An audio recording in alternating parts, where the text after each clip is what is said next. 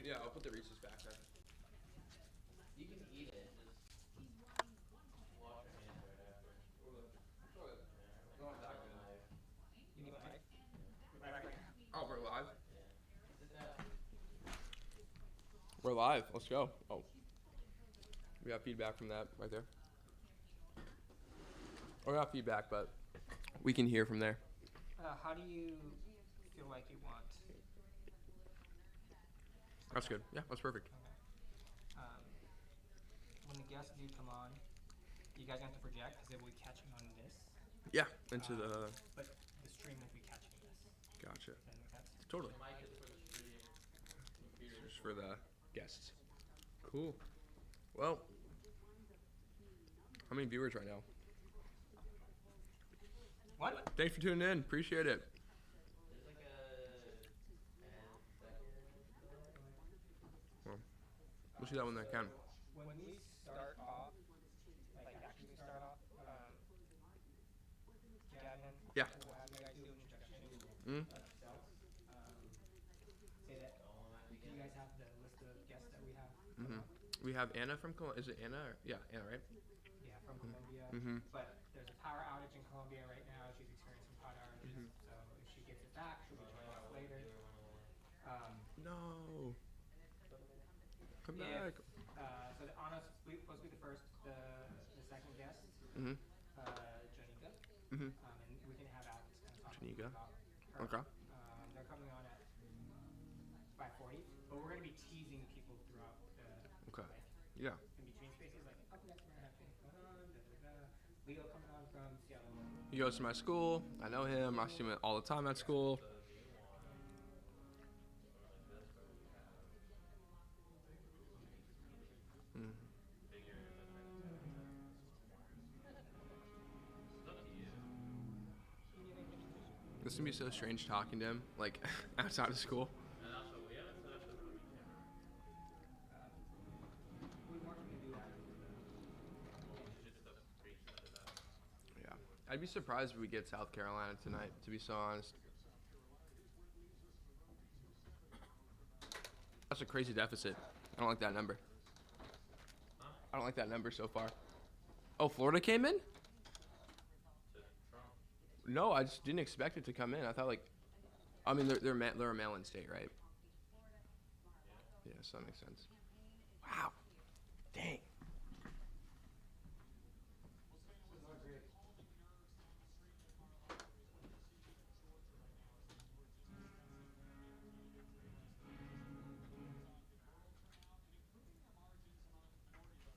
You want actual food? Oh, Moss. I could have brought you high cheese from home if you want, because I got like that Costco bag. Next time, seriously. Moss, I go. Oh, I didn't Mom, bring it. we Never don't mind. pull out the FX30 because we don't have the adapter. We don't? We don't need an adapter, we just need HDMI 1 here, right? We need the HDMI for micro. Yeah, got it. A little ASMR. Well, you're a bit echoey, but that's what that mic. Mm-hmm. And your rapper's being brought up too. Yeah. Oh, Moss. Yeah. If you're free Monday, I'll probably swing by the office or swing by here. I don't know why I said office. To do some more edits if you can, or maybe start brainstorming some ideas. I can have people, somebody here. Mondays aren't a great day because Mhm. that's when they're not here. They do like they work on Mondays. Okay. And then Mondays I'm typically working with our youth and phone. Okay. Well, maybe Sunday then. But there's also a form I need to get filled out for you for my for like service hours or whatever. Because I realized like, oh shoot, I literally have so many, but I haven't gotten them in yet. So I gotta get signed by a few other people too.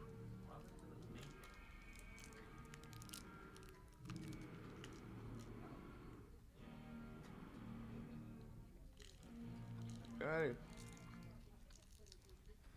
I can't wait to get my Husky card next year. So I don't have to. So hyped.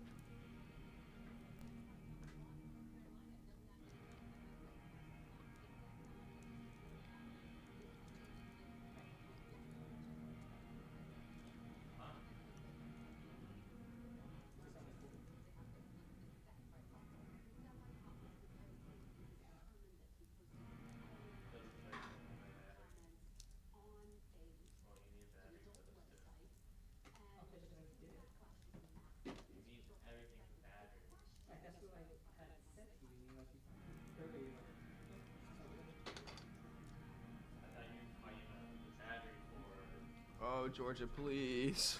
Oh, please, Georgia.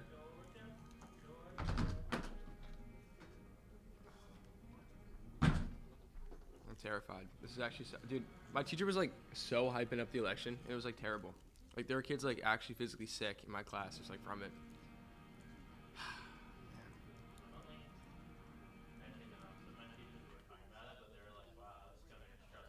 Yeah.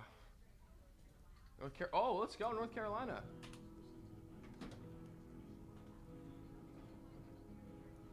I like that.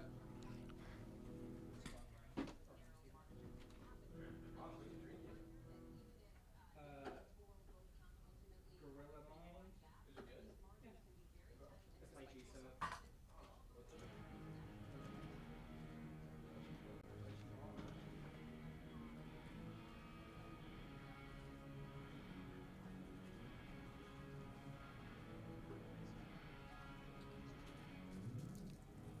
Okay, so we might do in the beginning since we won't have first guest. Two likes. 1 comment. The 2 likes have been there for a couple days. That's great though. When Alex gets here, we can either start the 2 of you guys off on just kind of like giving commentary on what you're seeing. Yeah. I wish there was Or what you can inform me, Gavin, what you know about the election. Yeah. So are you not the most informed right now, Johnny? No. So Kamala Harris, this is completely biased, just I'm gonna be so biased here. I'm a Democrat, I'm a liberal, absolutely. I'm saying that straight into the camera. I will be biased. In this terms of this election, I will try my best not to be when I'm actually really covering an election. And I will try to be when we talk with other people, be very, very centered. But the reason I believe Kamala is the better candidate is because of some of the more harmful policies that Trump's pushing. This whole like stigma and talk around Project 2025 and all stuff. Like I know it's like this like buzzword, but there's a lot of bad stuff within it that it won't immediately like change a lot of things, but it leaves a lot of stuff a lot of things up to the states, right? So more conservative states might, disallow interracial marriage, same-sex marriage, interreligion marriage, stuff like that. It also allows us a lot of crazy stuff. Repeals a lot of like the work, I forget what exactly it is, but it disallows discrimination in the workplace. They're gonna try to get rid of that and all that stuff. So a lot of it is up to states, up to people, but it really decriminalizes a lot of like hate and a lot of discrimination you can do.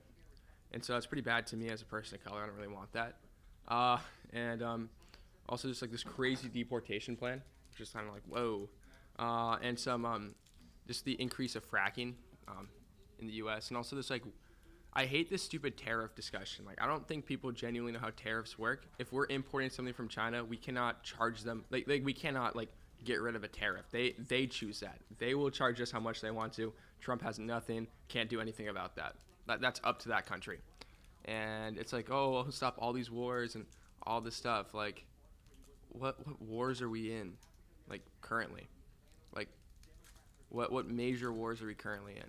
Like, yeah, those tensions are high right now, but like, I don't know. It's just a lot of the things he's pitching are they're concepts. As he said, he has concepts of an idea. A lot of them are concepts. And Kamala Harris, I like her housing plan a lot. I like a lot of the decriminalization stuff he's trying to do.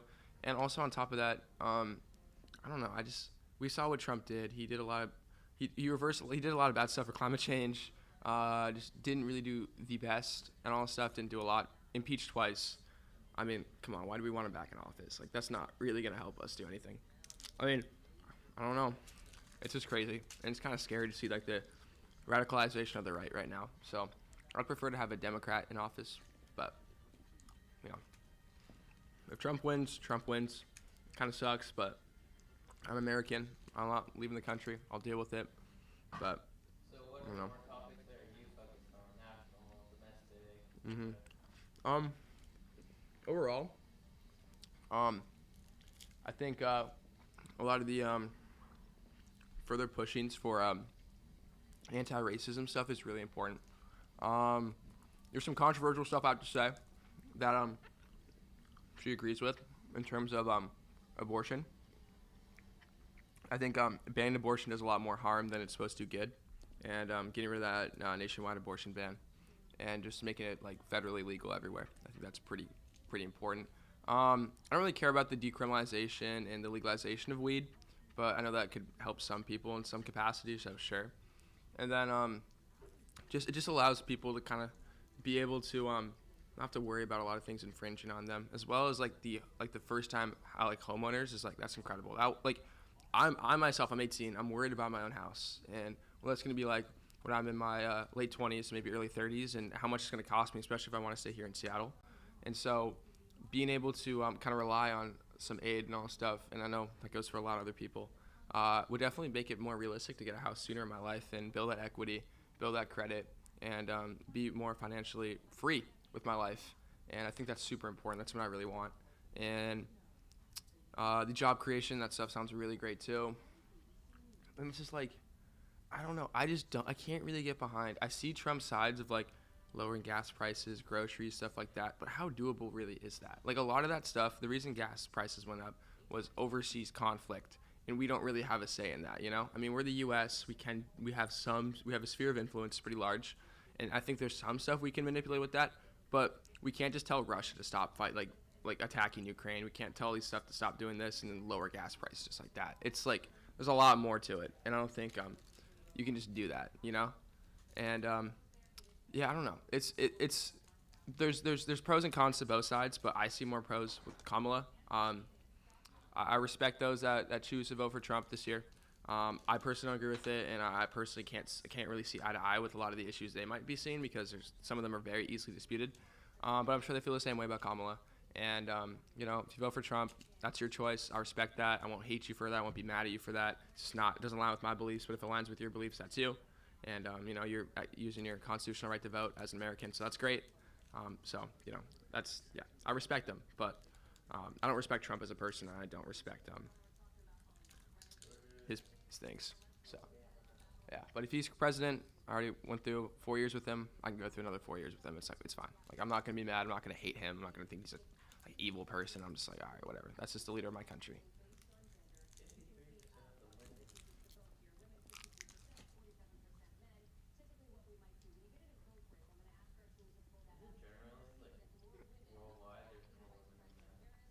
I think so. Gotta get a fact check on that. Mhm. Yeah.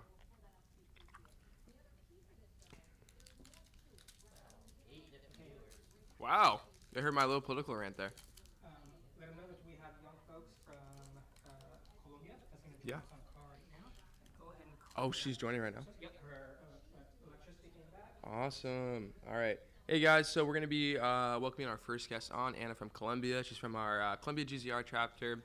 For those just joining, I'm Gavin. Came a little late, still waiting on our buddy Alex to come here super soon, but Seattle public transit can be a mess sometimes.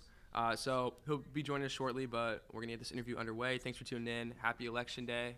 Hope it has been as least stressful as it can be. But hopefully it goes the ways we want, and we're gonna hear from some different perspectives. So thanks for tuning in again. Let's go. We also got a show downstairs, so you might hear some guitars randomly. My profile?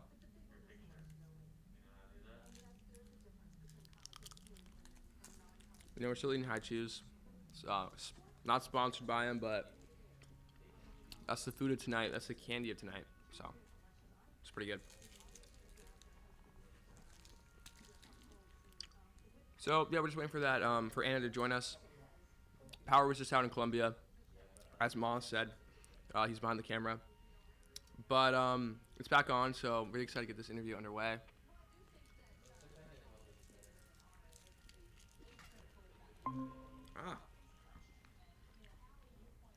Hey Anna, what's going on?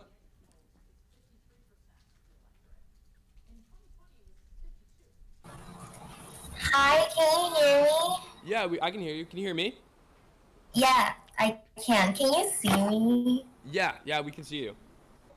Okay, that's great. Hi. How you doing today? I'm doing really good. I'm really excited. Awesome. Yeah, well, we're excited to have you here. I'm Gavin. Alex should be joining us pretty soon. He's just running a little bit late. South Transit, public transit can be a mess sometimes, as I was telling the viewers. Um, but yeah, Moss is here. Johnny's here. We're just gonna quickly just make sure everything's in order for the interview to work on the stream right now. But I heard that power's out in Colombia. What happened? I'm really not sure. I was just waiting for the interview and the power went out like so randomly. And I got really nervous and I was also really embarrassed because, I was scared I was going to miss the interview. But now I'm glad the power is back and I'm just excited and I will wait for when you guys tell me when we start the interview. Absolutely. Well, we're glad that. What's up? Oh, we can get right into it right now if you want to.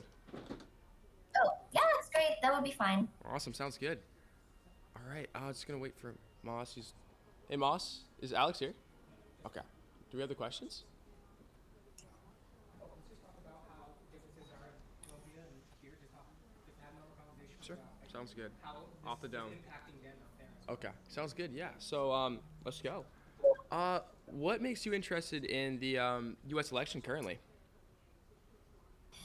Honestly, I really like the whole campaign that both sides are doing because I'm really interested in publicity, and I just feel like it's really interesting how they're both promoting very differently. Like they're promoting themselves very differently, and I think that's really interesting.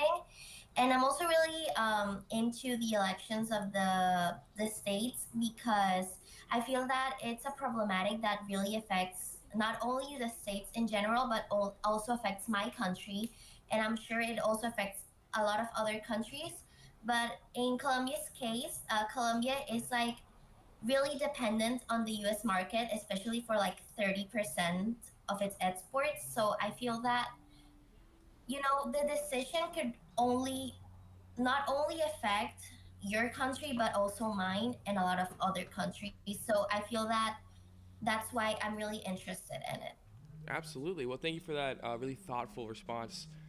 Is this sentiment kind of shared among all Colombians, and is it kind of a big deal there as well to many other people? Yeah, it kind of is. If you're watching the news right now in Colombia, like for example, my parents were watching the news before the power went out.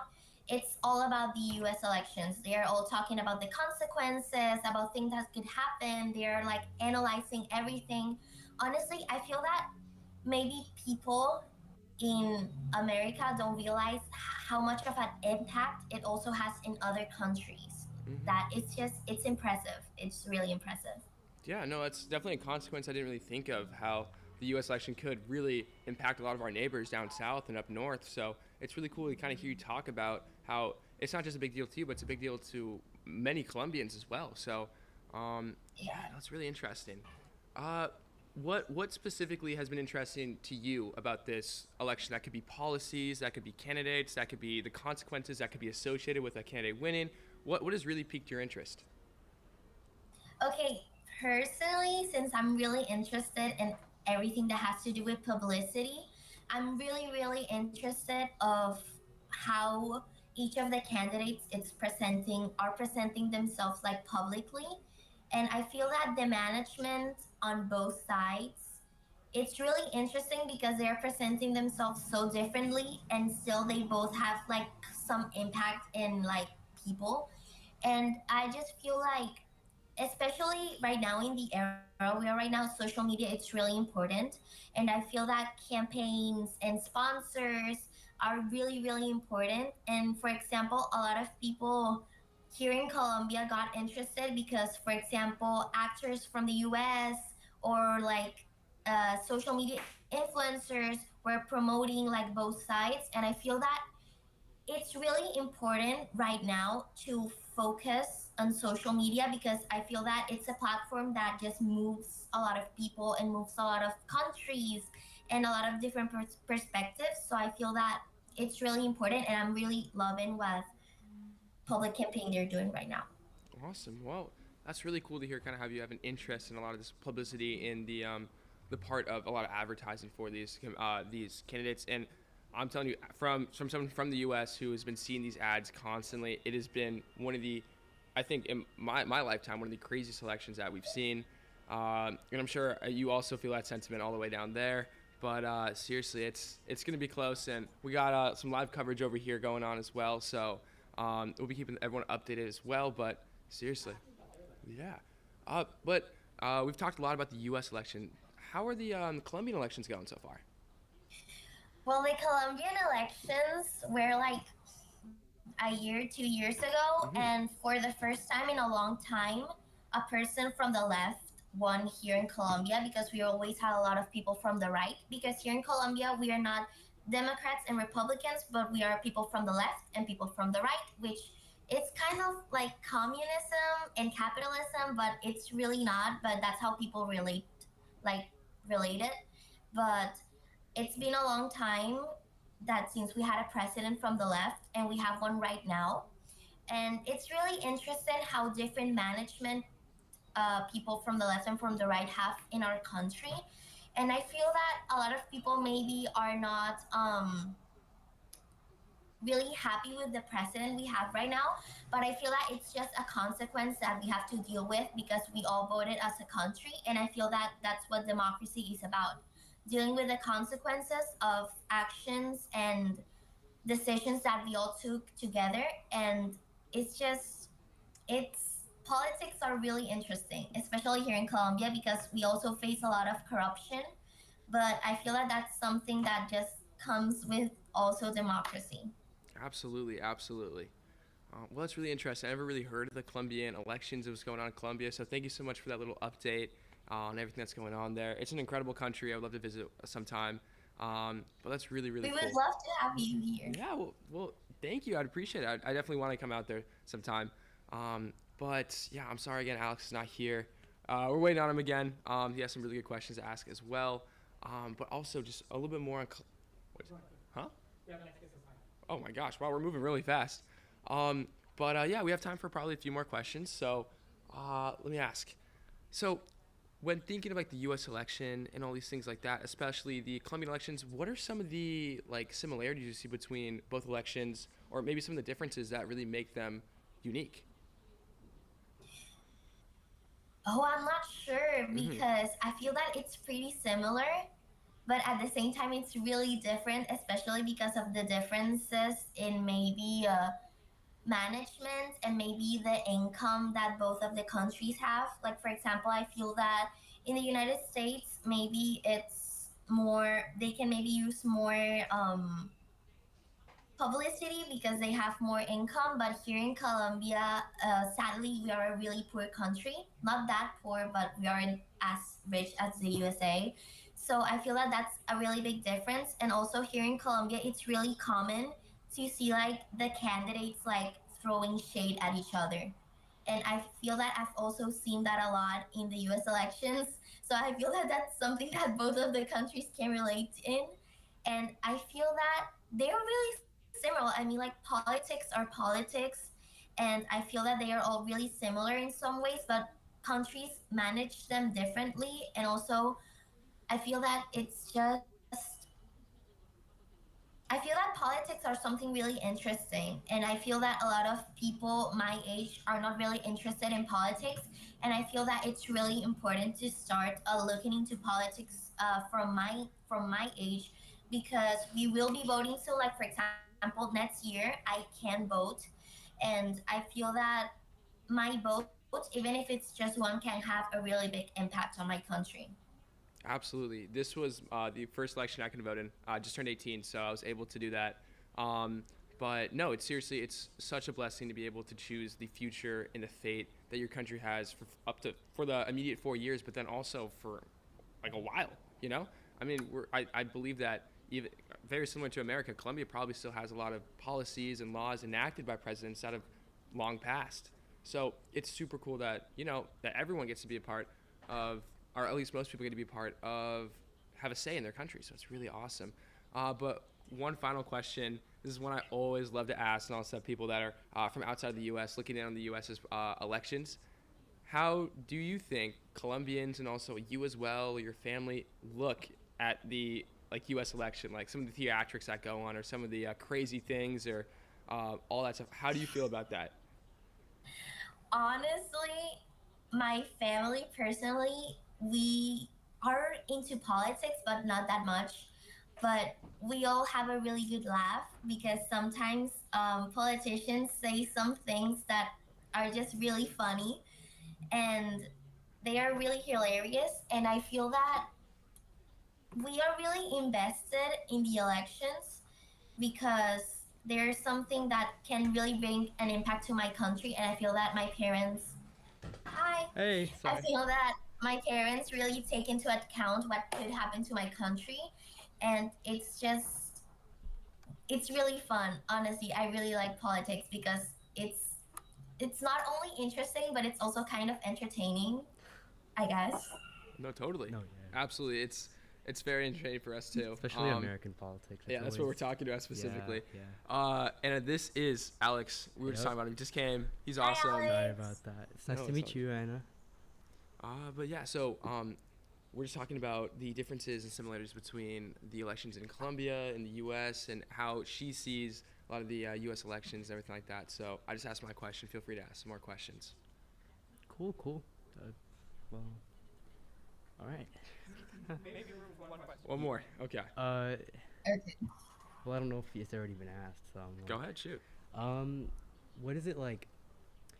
Is there anything specific about like any specific similarities that you see that you feel like are or I guess what are the differences that you feel between American politics and Colombian politics and elections?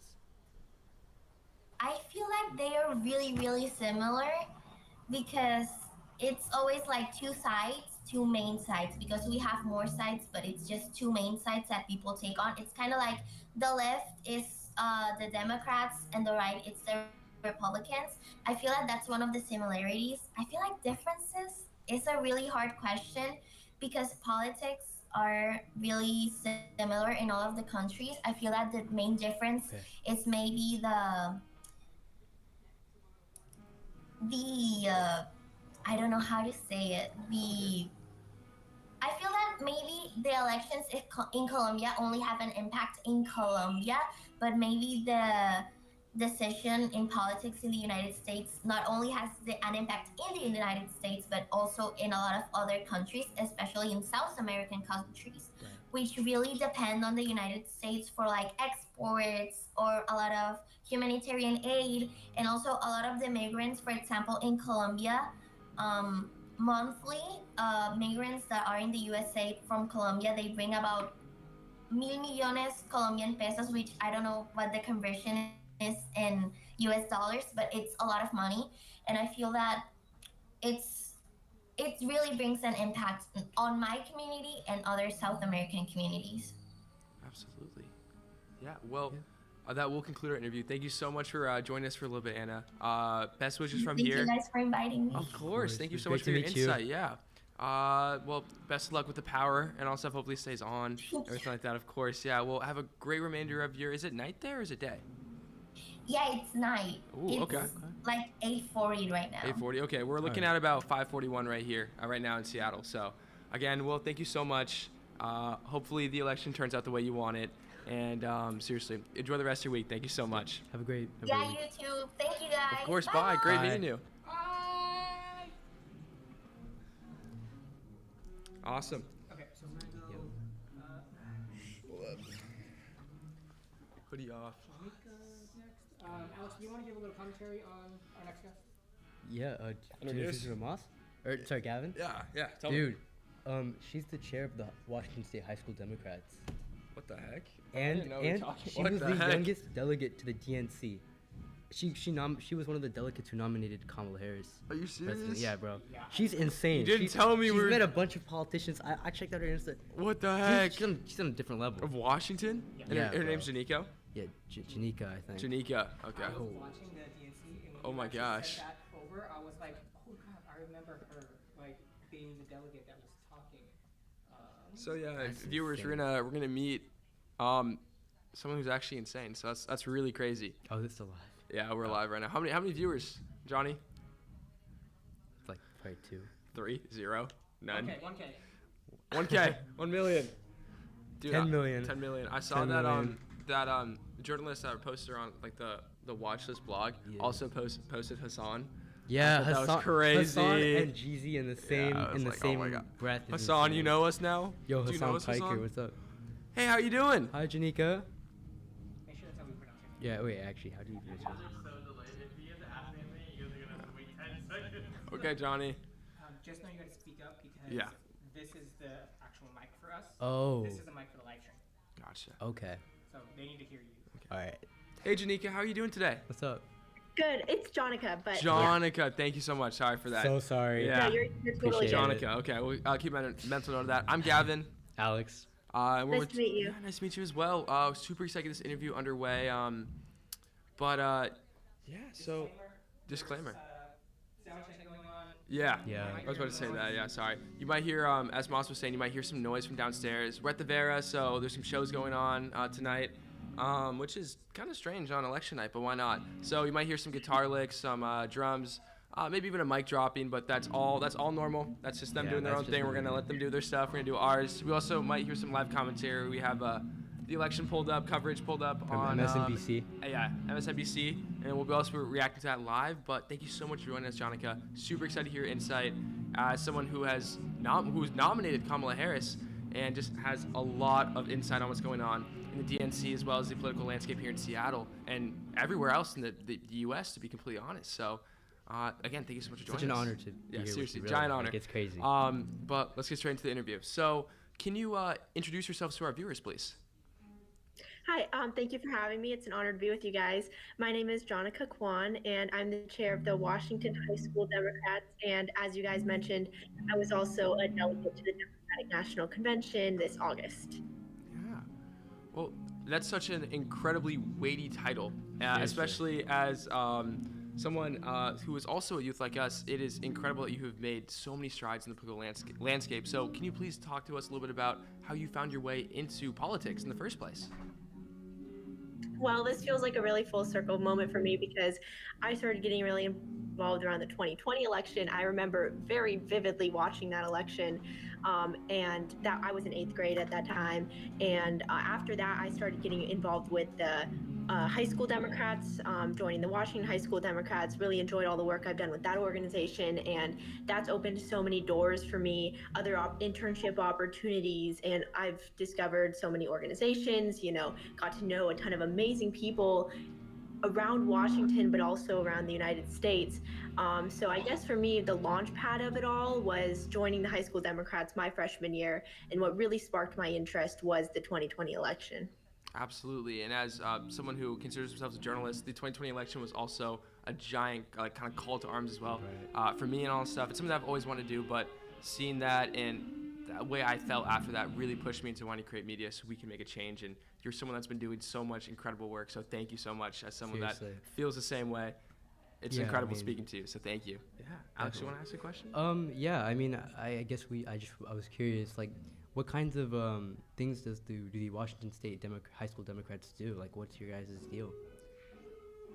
Yeah, so I'm really proud to say that we are statewide. So recently we've started chapters ranging all the way from Mount Vernon and basically everywhere along the West Coast. We have Kitsap County, Pierce County, Clark County, Anus and Homish County, King County. We're really statewide in scope, which is amazing. And then also we're really intentional about creating spaces for young people in politics because it is an area where we tend to not see as much youth presence. So I'm really proud that last weekend we hosted our Young Leaders Summit, which was the first type of big in-person event we've done as an organization. We had over 100 attendees, Governor Inslee, Congresswoman Del Bene, and about 20 other local lawmakers talking to young people about their advice for those seeking careers in public service. And it was just an amazing gathering for young people to get to network with each other. And that was one of my goals when I took over as chair of the Washington High School Dems, was to create these spaces and these events where we're giving young people the chance to really see our collective political power, as well as hear from elected officials. So that's kind of a sampling of the work we do.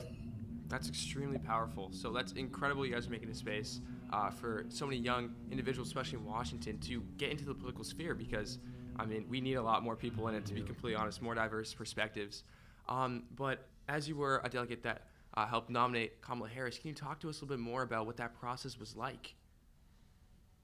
Yeah, I like to say a lot that I have actually voted for Kamala Harris 3 times this year because of that whole nomination process. Obviously, it was an unprecedented convention for 2 reasons. The obvious one is that Joe Biden dropped out after the primaries, which hasn't happened since we haven't had that type of like open convention, so to speak, since 1968, also in Chicago. And then the other reason that it was a lot different was because there was a virtual roll call beforehand. So usually the roll call happens at the convention, but because of an Ohio ballot measure, you might have heard something about this, the Ohio deadline to get on the ballot in Ohio was before the convention. So we actually did the actual nominating process in early August, whereas the convention was late August. So that's a little bit of the nitty gritty on the nominating, but the entire convention was just really amazing and incredible. For me, as one of the youngest people at the convention, I felt incredibly privileged to be sharing the space with so many just incredible figures. I know, like, Congresswoman Catherine Clark just walked right by me on the first day, and I was completely starstruck. Just so many incredible encounters like that on a daily basis. It really felt like somebody pinched me, It was just such an incredible experience. That's really awesome to hear. That's super special. Seriously. Actually, any other question? I don't want to be taking all the No. Don't worry, man. Yeah, so I guess I was just curious about, like, having been in those spaces and having met all of these, policymakers and politicians and at the state, local, and federal levels. I'm curious what you think that, like, young people can do to really influence policy and make our voices heard to all of these. Yeah, there's so many opportunities for young people to get involved in so many different ways. You can get involved on the campaign side, which is most of the work that I've been doing throughout high school, or you can get involved on the legislative side with like lobbying, and that's another facet of the work we do with the Washington High School Dems, is encouraging our members to get involved with state legislatures by writing to lawmakers, attending lobby days, just establishing those connections. So I'd say one really easy action is to write to your members of Congress, write to members of your state legislature about issues that are important to you, because those letters don't just go into a void. Actual people read them, and they can impact elected officials and what they choose to prioritize, especially if we as youth come out in numbers and say, hey, this issue is really important to us. That can have a huge impact. And then on the campaign side of things, really, a lot of people have this misconception that you have to be 18 to make a difference because you have to be able to vote. But I started canvassing with the 2022 midterms, and canvassing, it's another word for doorbelling, or door knocking. It's when you go door to door and you ask people to vote, and that can be incredibly impactful. I did that this weekend with some friends. And we actually got to talk to a lot of people. So it's one of those small actions that you can take that can have a huge difference, because races can really come down to the margins, and small actions like canvassing, phone banking, even just practicing relational organizing, which just means basically talking to your friends and family. It doesn't even have to be in like a super formal setting. Actions like that can have a huge impact. Absolutely. Grassroots, all that stuff. It's extremely important to basically any type of social movement, especially in elections. So thank you so much for emphasizing that. as well. I also had another question, kind of similar to Alex's. As someone who is entering politics at such a young age and has probably a extremely long career within these politics and all stuff, what do you hope to see from this election so that so people like you who want to get into politics younger, or just people in general for the American public can really thrive? What do you hope to see from this election? Well, just going to state the obvious. I really am hoping that Kamala Harris can win the White House in this election. Absolutely. And nervously watching CNN all night and probably going to stretch on to the rest of the week. But I also think it's important that we focus on the down ballot races, because I know everyone here has probably heard a ton about the presidency, but maybe not as much about what's happening in Congress or even on the state and local level. So looking at those races, obviously Congress is kind of an uphill climb for Democrats this year just because the Senate map is not favorable for us. So that would, it's a, Republicans are heavily favored to win back the Senate. But looking at the House optimistically, because if we win back the House, Hakeem Jeffries will become the first African-American Speaker of the House in history. So that's a huge deal. So hopeful that we can win back the House. And then on the local level, we have 4 initiatives in Washington state that it's absolutely imperative that we defeat these initiatives. They will really bring us back on issues ranging from climate action to our taxation policy, which already is kind of a hot mess in Washington, but this would make it even worse. And then lots of other local important offices. But also on the whole, I really want to see youth voter turnout increase, because historically young people, and this isn't just true for Gen Z, it was true for millennials, just typically young people don't tend to vote at as high of rates. But the thing is, if we don't show our political power by coming out in droves, that makes our issues, the issues that Gen Z cares about, less of a priority for politicians. And that's just the way that politics works. So I'd really like to see young voter turnout really increase this election. And I'm hopeful because it just seems like so many young people are paying attention and engaged. But yeah, I guess that's a little bit of in a nutshell what I'm hoping to see from election night. Absolutely. Don't we all? Being so honest. Yeah, really hoping for the best. But also more on the political candidate side. Can you talk to us about some of the policies you truly believe are going to be revolutionary for America that Kamala Harris plans to enact? Yeah. Well, just, first and foremost, reproductive rights.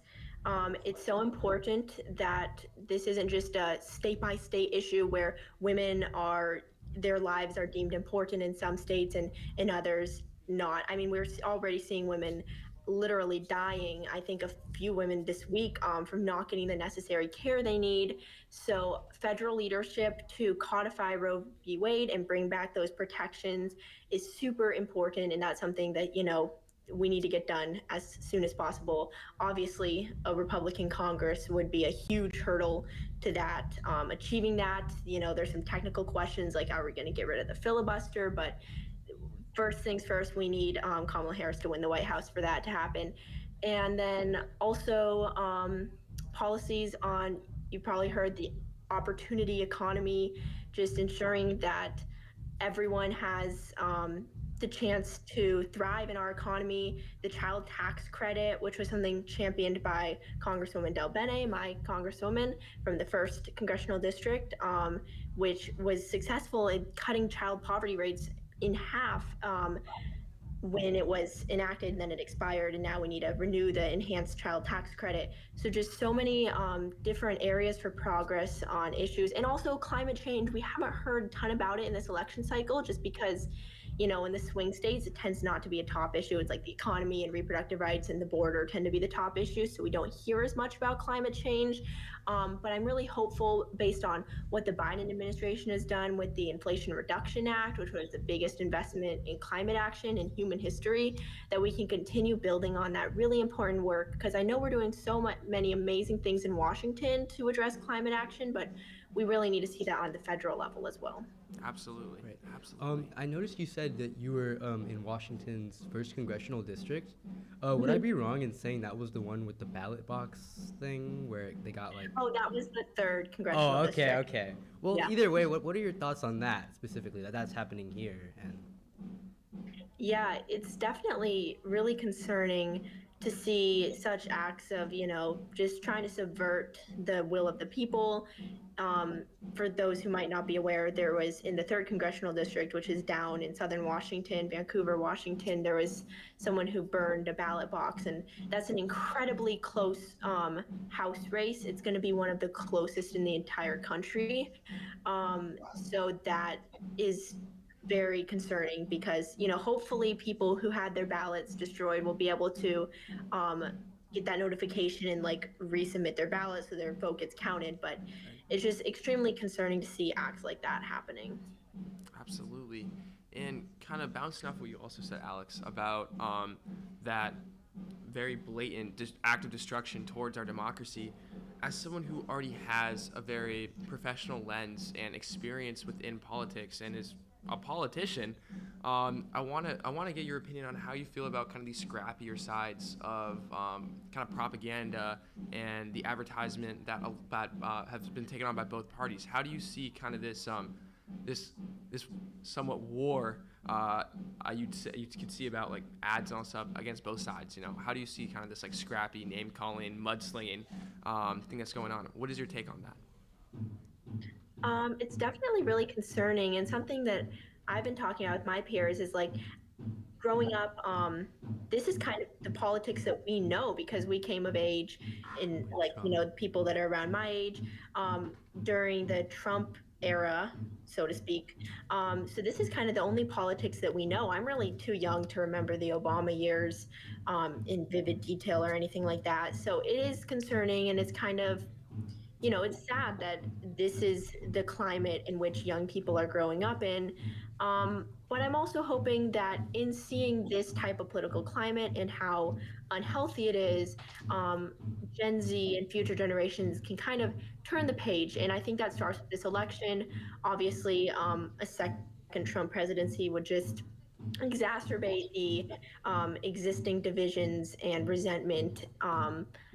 So we need to win this election. But after that, it's really important, I think, that we come back to a space of like common ground, because a lot of issues used to be very bipartisan, and Congress used to be able to get things done. Now all we see from Congress is just gridlock. So I think we need to come to a place again where the two parties, the goal isn't to win elections. I don't know if you've read the book Why We're Polarized by Ezra Klein. It's a really good book, and it basically is talking about this and why the federal government is so polarized. But essentially, it's become a shift in how politicians operate, and that their primary goal is to get reelected, and then it's to get things done. So what that means is blocking the other party, making the other party look bad at all costs. And so the number one goal is that, and it's not delivering results for the American people. So how we get back to a place where results is the first priority, not winning elections, I'm not exactly sure, but we definitely need a shift in our political system. burning political capital, not banking it, right? The walls quote, I remember that. Sorry. Nice little call out. Yeah, yeah. Something that else I was curious about what you were, because that whole issue is really connected to the fact that the Biden-Harris domestic policy, Inflation Reduction Act, and stuff like that have been really good, Build Back Better, but people don't know about it. People seem to just not know. People don't actually understand that the economy is, on paper anyway, it's improving and stuff like that. So if this kind of approach of just fighting in committee to look good to your constituents back home is better for re-election than actually governing and improving things, then how can we change that, and how can we get voters to know that things are getting done even if it's not being blasted on the airwaves? Yeah, well, obviously it starts with voters, because politicians, they're just regular people, meaning their bottom line is getting driven by re-elections. So if they're learning that, pandering to Trump and sitting there and going on Fox News and sparking division instead of actually passing legislation is being detrimental in their reelection prospects, they're going to change their strategy there. So obviously it starts with us as an electorate holding politicians accountable, and then to the point where how do we get people informed and engaged? um, that's a good question. I mean, you could dive into a lot of different aspects about our media environment and how sometimes the media can over sensationalize things, and we talk about horse race journalism and not talking about the issues enough is a common topic. But I also think what's important on an individual level, because just regular people, me and you, we can't really change the media environment, but we can change how we talk to one another and really engaging young people especially, but all your friends and family in important discussions about policy and talking about what's going on in government, and making a concerted effort to follow the news, which I know can be hard, and especially in the busy climate and everything, but also being really intentional about following reliable news sources and knowing where you're getting your news from, if it's trustworthy. So I think on an individual level of what we can do is just having those political discussions with one another. It's really important. Right, but I mean, it's also just the issue of talking about the media. Like, even the media is, I don't want to say irrelevant anymore, but I think in terms of consumption, I think most people our age definitely get their news from social media sites, Twitter and TikTok, and the algorithms there tend to produce, echo chambers, and misinformation and disinformation tend to get very rampant. So I think it's well, what do you think about that? Yeah, that's definitely a problem, especially for our generation, because we get so much of our news on social media, which, as we know, there tends to be higher rates of misinformation on social media. So I think we're doing a good job as a generation. Schools are informing young people about how to make sure sources are reliable. But it's just really important to take the time to ensure, especially before you repost anything or share anything, that the information you're consuming is accurate. And that's every individual action matters on that, because if you have some story that's not true and then someone shares it on social media and it goes viral, we're already seeing some of that happening in this election today, with some Russian propaganda over voter fraud that's already happening in Arizona. So just especially on social media, I know so many young people get their news from social media, and I do too. I follow Politico and The Hill and Washington Post and all those sites on social media, but just really being intentional about looking where news is coming from is so important. Absolutely. Yeah. Well, how do you think political entities and all stuff that exist on these social media platforms, such as Kamala HQ or things like that, as well as the kind of Trump counterpart? I'm totally blanking on the name of it, but it's also out there. I think it's Team Trump, but it's not. Yeah, it is. It is. And all stuff releasing these videos that have been widely spread, that have been really shared between people our age. How do you see this kind of evolving in maybe possible future elections, maybe more localized elections for Senate? How do you see this type of media that's really popped up? Memification. Yeah, memification of politics really Yeah. taking off more. How do you see that kind of evolving? Well, I like that frame, memification of politics. I think it has downsides and upsides. Upsides, obviously, it's kind of the whole point of memes is they grab people's attention, and so that's good at getting people, to pay attention, especially young people.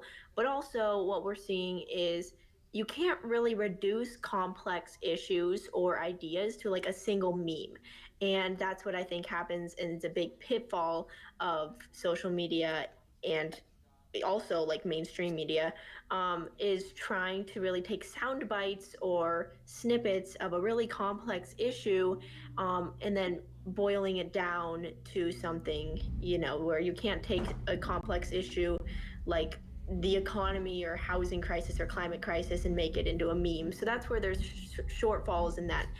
In in catering to kind of the shortening attention spans of the population as social media becomes more common, we're also reducing the quality of news on issues that are really important.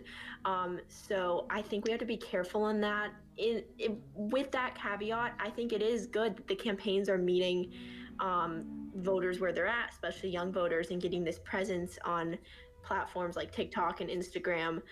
Do I think that, Kamala HQ or Trump HQ should be your main source of news? No, because obviously they're very partisan on both sides. But, it's good for what it's good for, which is getting people's attention, I guess. Yeah, I think that's a fair take. absolutely. I totally agree with that take as well. Alex, you have any other questions? Well, actually, on the topic of social media, I do want to really get your opinion on, and because this is something that's been bothering me, is I guess Elon Musk, just Elon Musk, and like his influence in this race on all cylinders, not just through Twitter, but also through his America PAC and stuff like that, and how that's affecting the race. I'm curious to get your thoughts on that. Yeah, it's definitely concerning how he's he bought over Twitter and then it turned into X, and now, he kind of controls that social media site. And also, just it brings up the larger issue of money in politics, which is a whole other black box. But, he was recently, I don't know the specifics, but he was like paying people to sign some pledge or something like that. So, and it was being investigated whether that was, legal or not. But I think the whole issue of Elon Musk really does bring to a head the topic of just how billionaires sway elections after Citizens United decision and all of that, and the role of dark money and super PACs and all of that in electioneering. So sorry if it's getting a little bit loud in the background. yeah, I think the show is starting pretty soon. They're doing, I think they're doing their final sound check. But one question I really am interested in, part of my identity is being mixed race, and it's something I like to put in a lot of my work. And just as the rise of the far right has kind of really increased, especially in this election, with parts of Project 2025 being written by the Heritage Foundation, and a lot of far right, kind of like don't want to say influencers, but far right figureheads is a better word for it, have really been more apparent in supporting Trump and a lot of these other far right policies that are kind of getting pushed along with his package if he is elected. Also, as a person of color and someone as a young politician, how can you see this affecting not only you but the greater and growing multiracial and biracial communities here in America? Yeah, I think that's a good question because it's very obvious that a lot of members of Republican Party and Republican leadership, not all, but aren't able to comprehend this diversifying country and what that means. And it seems to be that their approach, instead of learning and educating themselves, is to just insult a wide swath of the American public, which is not a good political strategy, but here we are. I just think that we're in a huge shift of our the demographics of this country and becoming more diverse, more multiracial. And it really is, it's interesting to see the political implications of that. And it's also interesting to see how the parties are adapting to that. But yeah. Absolutely. Well, Thank you. I want to stem off of that point because something that's been really concerning around the world is, I guess in our age group, this is interesting, but there's like a gender political gap where it tends to be like young men at our age range are moving further to the right, and then it's like, it's I don't know, I think it's in Korea and in some other countries as well as the United States. What are your thoughts on that as someone who's like a Gen Z, political leader? Yeah, I think it's interesting. I mean, the gender gap, we're seeing it across like all races and ages and demographics, and it's really interesting in this election.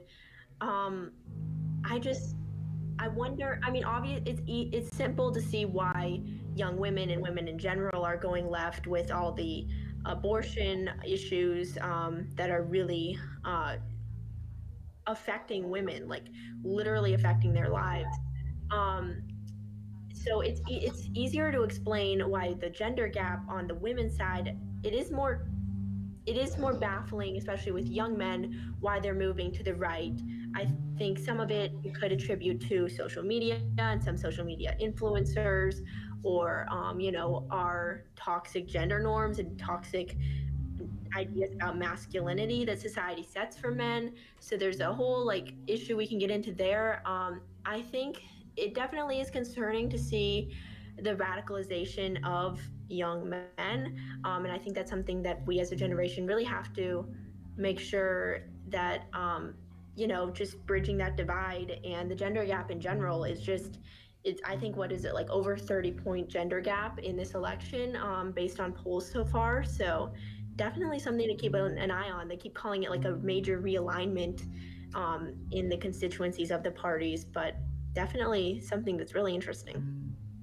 Yeah, that was a really good question. Thanks. Seriously, I was thinking about saying something along the lines of that too, because, I mean, we're well, you're from Renton and all that stuff, and I'm from Seattle, so both pretty liberal places. Oh, yeah, I and get your especially point. Washington, and I've noticed kids in my community and all that stuff on the north end of Seattle, which is also a really liberal part of it, kind of start to shift a little bit, especially the guys, towards more right-ish rhetoric. And it's definitely been interesting. I've always kind of wondered why that's been going on, but I mean, it's pretty easy to see once you go on social media. Some of this marketing that Trump's been trying to do has really been targeting people like us. So it's very, very interesting to see. Honestly, pretty scary too. Yeah, definitely. But speaking of Trump, though, I mean, like, yeah, as you said earlier, this guy is the only guy we've ever known. Like, I mean, I remember being 8 years old, and it's like this watching the debate when he was Hillary Clinton, and then 4 years later, it's like, 4 years later, it's against Biden, and it's the pandemic, and like, obviously, this is probably his last try at campaigning. But I'm curious to see, like, what do you think a post-Trump Republican Party is going to look like? Because this guy is not. I don't think he's running again if he loses. Hopefully not. Yeah. That is a good question, and I think I've heard a lot of different theories on this. I think it was Adam Kinzinger, but I'm not 100% sure, who said that if Trump loses, it will kind of be like his release on the stranglehold he has over the party, because once the Republican Party, they're following Trump because they think it's within their best electoral prospects, because the politicians are following the voters, and the base of the Republican Party is Trump centric right now. So another Trump loss after, because if you think about it, Trump won 2016, but they lost big in the midterms of 2018, obviously lost 2020, and then 2022, they gained back the House, but it was an underperformance from Republicans. Democrats way overperformed expectations in 2022. So 2024, if we pull out another Democratic victory, I think it will be important because the Republicans Party will be able to see that Trump is just politically a loser. He's a liability. And once that realization sets in, I'm hoping we can get back to a more normal two-party system and then hopefully, we can get back to some compromising on legislation and getting things done in Congress. So that's my optimistic view of what happens if Trump loses.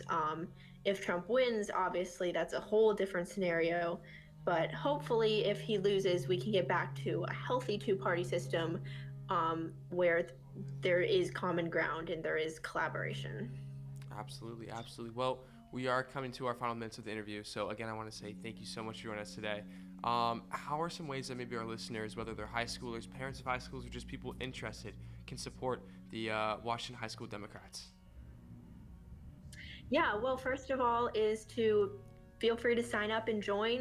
We're on Instagram, wa.hsd. So that has our Instagram page, has all the info about how to get in contact. So becoming a member is it's a really low commitment thing, and you get access to, once you sign up for our mailing list, you just get access to all the internships, events, volunteering opportunities. So just really great way to get involved in politics. And then that's really the first and foremost way to get involved. Tell all your friends, consider starting a chapter. We have, I think 8 chapters right now, but we're always looking to start more and expand our reach. And then on top of the high school Democrats, there's so many other amazing organizations you can join. There's the Young Democrats of Washington. There's like Indivisible, Build the Bench, really like countless other organizations that cater towards getting youth involved in politics. So just so many opportunities out there. Awesome. Well, Jonica, again, thank you so much. Yeah, really, thank you. Really, really appreciate It's been it. great to have you. Yeah. I just realized I had one more question I wanted to ask you, but we're out of time, so. Oh, okay. Well, I was curious. Have you been seeing Congressman Jeff Jackson's videos like on or reels on TikTok or YouTube or Instagram or whatever? Are you familiar with them at all? No, I haven't. Oh, it's like that. You know that? Okay. Well, he's like the North Carolina congressman, and he kind of does this kind of fireside chat FDR style on like TikTok and reels. Okay. Well. Oh no. It's pretty interesting, and I was curious because the way he's kind of connecting with constituents and people from all over the country and even the world was really interesting to me, and I wanted to hear your take on that. But if you're not familiar, that's all right. No, I'm sorry, not familiar, but I'll look that up. That's interesting. Okay, great. Well, I think I can speak for all of us at GZR, Jonica. We're super excited to see the next steps in your political career. You have our support. Again, thank you so much for joining us. I really appreciate it. Thank you so much for all the insightful information. It was incredible to hear how in depth you really went with so many of these topics, and to have someone who is genuinely so tapped in, so informed, and is a part of such an incredible party and a crazy election. So hopefully it pans out in what we need for this country, which is a Kamala win. But again, thank you so much. Really, really appreciate Slight endorsement right there. Slight endorsement. I'm totally biased. I'm liberal. I'm a Democrat. I'm from Seattle, guys. Okay, Come on. we got it, bro. Anyways. We got it. Anyways, have a great rest of your night. Thank you so much for joining us. Thank you so much. Thank See you. You later. too. And thanks for having me on. And thank you for all the work you do. Of course. Great meeting you. See you, Jonica. You do. Have a good See you night. later. Bye. You as well. Awesome. All right. What a crazy interview. That was really good. That was really fun. crazy. Yeah. Wow. Okay. So, Jonica, super amazing, super tapped in youth. She is literally a part of the Democratic Party. and helped- Incredible work she's Yeah. doing. She was at the DNC. That's crazy, Yeah, by the way. literally Like, how did you pull speaking up to at the DNC, Like, still in that's high school. crazy. I'm still in high school. I haven't talked to I haven't been Right. at the DNC. Because I mean, I'm Yeah. the same, like I'm in the. I can't believe like we're the same age. Like I haven't done anything as interesting as that. Like that's Yeah. crazy. I think we do some pretty crazy extracurriculars and extra crazy stuff and all that stuff. But we love this stuff, and Yeah. you can tell that she has a true passion for politics. So, but like to the point where you are like at that level already. That's crazy. insane. You That's are so crazy. you are speaking among 40-year-olds that have worked their entire life here. Like they didn't start in politics. Like a lot of them started in law. You know. Yeah, that's true. That's But- insane. Like they were like lawyers or. Yeah, they all go to like law school and Exactly, then yeah. like Ivy League law school and then Yeah. they go to Yeah. Washington. But that's really cool. Yeah. Definitely really glad to have talked to Seriously. her. That's insane. So Yeah. we're about to join interview our next guest. This is Leo. Yep. This is the kid that goes to my high school, so it's pretty cool. Excited to talk to him. He's a part of the SSU, Seattle Student Union. Yes, sir. All right. And so he'll be giving us some really awesome insight. Really excited to speak with him. Super insightful dude. Younger than me and Alex, which is incredible that he's gotten a lot of this experience and is so well spoken and so collected with what he has to say. So this will be a really good interview. We've been knocking out of the ballpark with these talks with Anna, with Jonica, and now with Leo. So super excited. He'll be joining us super shortly. I'm gonna get up 2 minutes. I'm gonna grab some food. Grab some Water. Yeah. We gotta get some bevs. It's All right. hard talking. Quick break. Quick break. Intermission. See ya. I'll go grab some water stuff for you guys. We don't have any energy drinks, but you want a Sprite? Do you want a Coke? Do you want a You may not have Sprite, but we have Squirt. I'll have Squirt. We also have ginger beer. Water. Johnny, you want anything to drink? Johnny, you want anything to drink?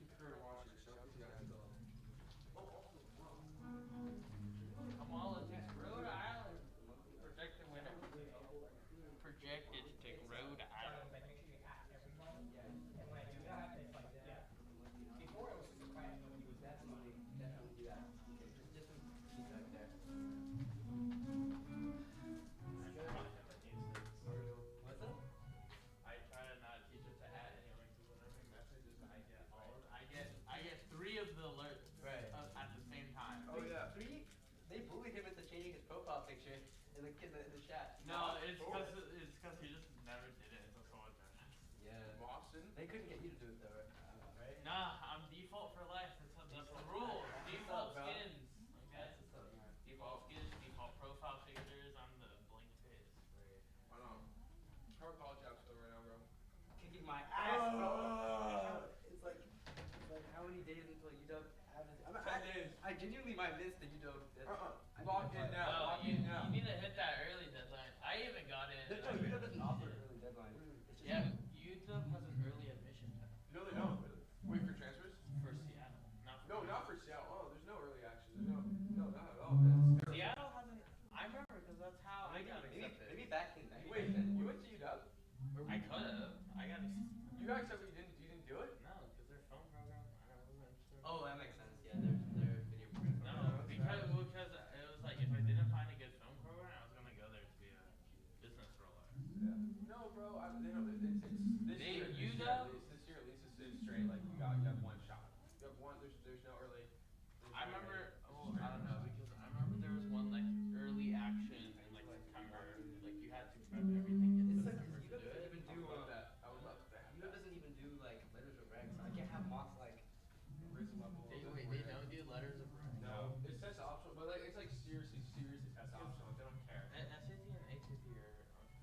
Yeah, it's only if you have over a 1400 or a 31 on your SAT or ACT that they actually even look at it. If not, if you got like under a 1400, they don't care. They don't want to see it. They'll ask you for you once you get in. I think they're just being mean. No, I like that a lot. Hey, on. You guys paying attention? He's not on yet. Okay. So we're talking about my dream school right now, University of Washington. Please, I'm in state. My mom teaches there. I have crazy extracurriculars. I want to go into journalism. Please, go dogs, go dogs, go dogs. It's not looking good for me, but It's okay. we have faith. Thanks, Moss. Thank you, Moss. Wait, what? Oh, yeah. Appreciate it. Okay. Restocked. We got Bevs. This is just for like anyone listening. If like you happen to be a UW admissions officer, just oh hey Leo, Oh, never what's up, mind. Leo? What's going on? Hey, how you guys doing? Crazy election night. Yeah, absolutely. Nice to see you guys. Yeah, nice to talk. It was funny when I got this, and they were like, our reporter Gavin will be there. I was like, yeah, I know Gavin. I'm in high school with him. I heard your name as well, Leo, and I was like, oh, I know Leo. I go to school with him too. That's crazy. Yeah, full circle moment. Absolutely. Thank you for having me. Hope I can offer as much insight as I could. South Student Union, mostly works at the local level, but we also have, connections with organizations outside, and we've, expressed our interest in those as well. So yeah, so feel free to ask away. Happy to talk. Absolutely. Well, thank you again so much for joining us, Leo. Really appreciate it. Great to see you outside of school in some really meaningful work. So that's really awesome. But yeah, for some of our viewers that might not be familiar with the Seattle Student Union, could you please talk a little bit about what you guys do there and what the organization's main goal is? Yeah, so SSU was founded in January of 2022 with the general goal of just uniting the north and south ends of Seattle, specifically Seattle students, and just uniting a student voice that could fight for change that students want to see at the level, at the district and the council level within our city. I don't know if you guys remember, following the shooting at Ingram, there was that major walkout. SSU was one of the main people who helped plan that, and following that, we've tried in our council in November 2023 to win money for youth mental health support in our schools. In November of 2023, we won $20 million for youth mental health support for the following year. The mayor only implemented $10 million. In August, the council voted no to implement the full $20 million. Instead, implementing $12.5 million. The main abstention and the person who put in the $2.5 million, which was not nearly enough, was Councilmember Dan Strauss, who actually went to Nathan Hale High School. Funny enough, yet he didn't vote to fully support youth mental health. Now, this year, with the budget currently up, we are currently working to try to fully fund that money again. The mayor in his current budget has $19.25 million in there. but it's not. We're not really sure what that 19.25 actually means, and we also want youth to be able to have a say on where that money's actually going, since we're in the schools. That's our current project we're working on usually in history of our organization. Absolutely. And for the viewers that didn't get that reference, me and Leo are both students at Nathaniel High School currently. I'm a senior. He is a sophomore, and he's killing it there, so that's great. Yes, President Gavin. Oh yes, ASNH President Gavin. Yeah. What was I gonna say? I had some other questions. Yeah. Also for those not familiar with the Ingram shooting that happened, Ingram is a school of very close proximity to Nathan Hale. A few years ago, sadly, there was a student death due to a altercation that ultimately led to a firearm being discharged, which resulted in his life tragically being lost within the school bathroom. It was not a typical school shooting that you think of, where it was a target where mass people were targeted. It was really one student, but the fact that a gun was even inside of a school and it even resulted in a death is absolutely horrible. And so Seattle Student Union has done a lot of incredible work to advocate for student mental health, for student safety, as well as resources to make sure that something like this will never happen again. So they do some incredible work. And so, Leo, can you talk to us a little bit more about your specific job you do within the Seattle Student Union? Sorry. Yeah, so there's 5 like executive board members in SSU. I'm one of them. My current role is I run press for SSU, which is one reason that I'm doing stuff like this. We're currently working actually on an article for Real Change, SSU exec board member. Make sure to check out, which should be good. Yeah, and also my current role is I've kind of just stepped into it, but I've been doing a lot of work with like other organizations in Seattle. I'm currently working closely with the ASB at Garfield High School following their tragic death of a student, and working with them to try to get that money into mental health resources, and working with other just like organizations in Seattle and people in Seattle, try to get like a cohesive group to go to city council. Specifically, the meeting Wednesday, November 12th, will be there testifying for this increase to mental health. And that's specifically what I do. But so it's a team effort, really. There. If it was just one person, we wouldn't be able to do much. It's the executive board, and then also just like our core team member that shows up and tells us what to do. It's in the masses that we're able to like fully affect change. Like when we first won that 20 million for mental health, it was because hundreds of students, specifically students who were at Ingram, showed up to the council meeting and went and testified, or it was just there signed, but tremendous pressure on the council. Absolutely, I remember that day pretty vividly. It was super cool to be a part of, and it was really awesome to really see so many students from so many different SPS high schools, Seattle Public School high schools within the city. Nathaniel is one of them. Same with Ingram. Kind of come down and just be part of something greater to advocate for us as well as future generations that will be going throughout these schools. So yeah, it was really cool. Alex, do you have anything to say? Yeah. So I'll admit I don't live in Seattle, within the city of Seattle. So I'm not as familiar with like the local politics, but I'm curious to hear how that's impacted what you guys do. You were just talking about how you guys showed up to council meetings. How are there council members who are like more sympathetic to SSU and have shown you more support, or I guess like is there any alignment in terms of policy that you feel like supports your cause, or how does that look? Yes, absolutely. Like I can't say this enough. Tammy Morales. She's a council member here. She's been pushing for this so much for mental health, and been just an amazing ally in this fight with us, and just an amazing person for this. In August, she was the person who put forward the bill for the additional 10 million, and was one of the great allies behind that. For the general, the mayor and the council general hasn't been great besides her. We lost the vote 4-5 for the money in August, so that was upsetting. I think the people who voted for it was Tanya Wu, Joy Hollingsworth,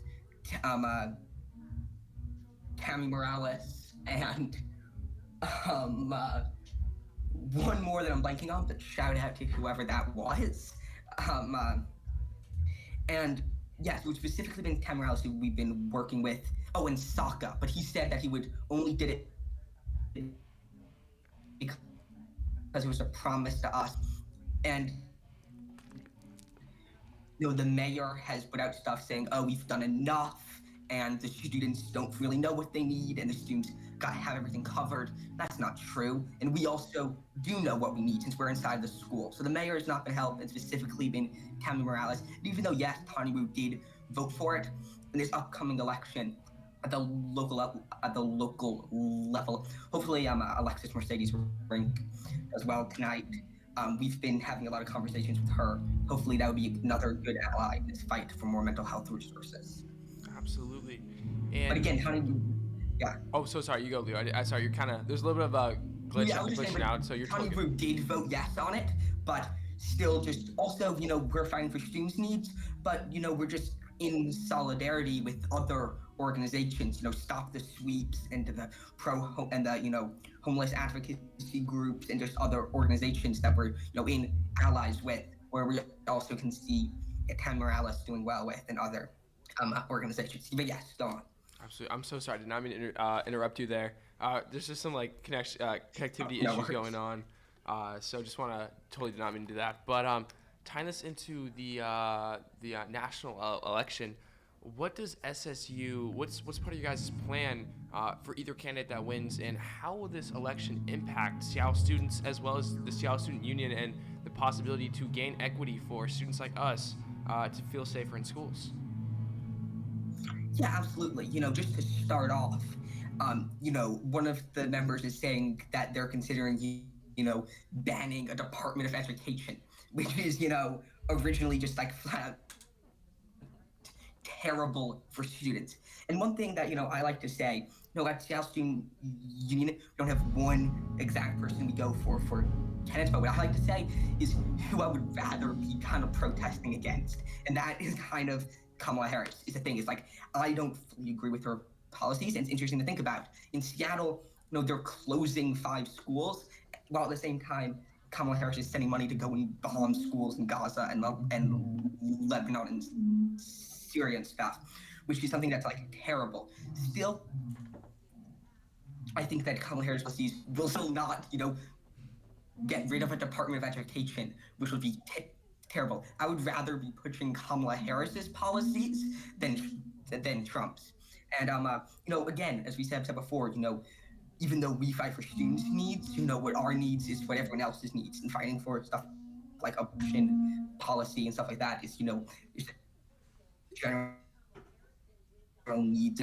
Students' rights connect with human rights, just like anything else. And that's the main way I would see it connect to the general that Tim Walz and Kamala Harris have vouched for safer schools, which hopefully kind of schools where guns aren't going into. And Tim Walz is a teacher himself who's talked about how he's taken school violence as one of his main priorities, which is refreshing to see that being brought up again. Because I remember it was amazing. I remember I was inspired following the Parkland shooting in particular, and watching the March for Our Lives, and having that be brought back to the center of attention is amazing. So that's good to know. Yeah. And just want to let you know, I'm so sorry if you hear a lot of ruckus in the background, some noise in the background, possible guitars, singing. We ran out of the Vera project, so there are going to be, I think, 2 artists playing tonight for a show. So if you hear that, that's totally normal. That's totally natural. That's just them doing their thing. We're up here doing our thing. Sounds nice. Yeah, it's pretty good. It's some great indie music. But sorry, Alex, you got something?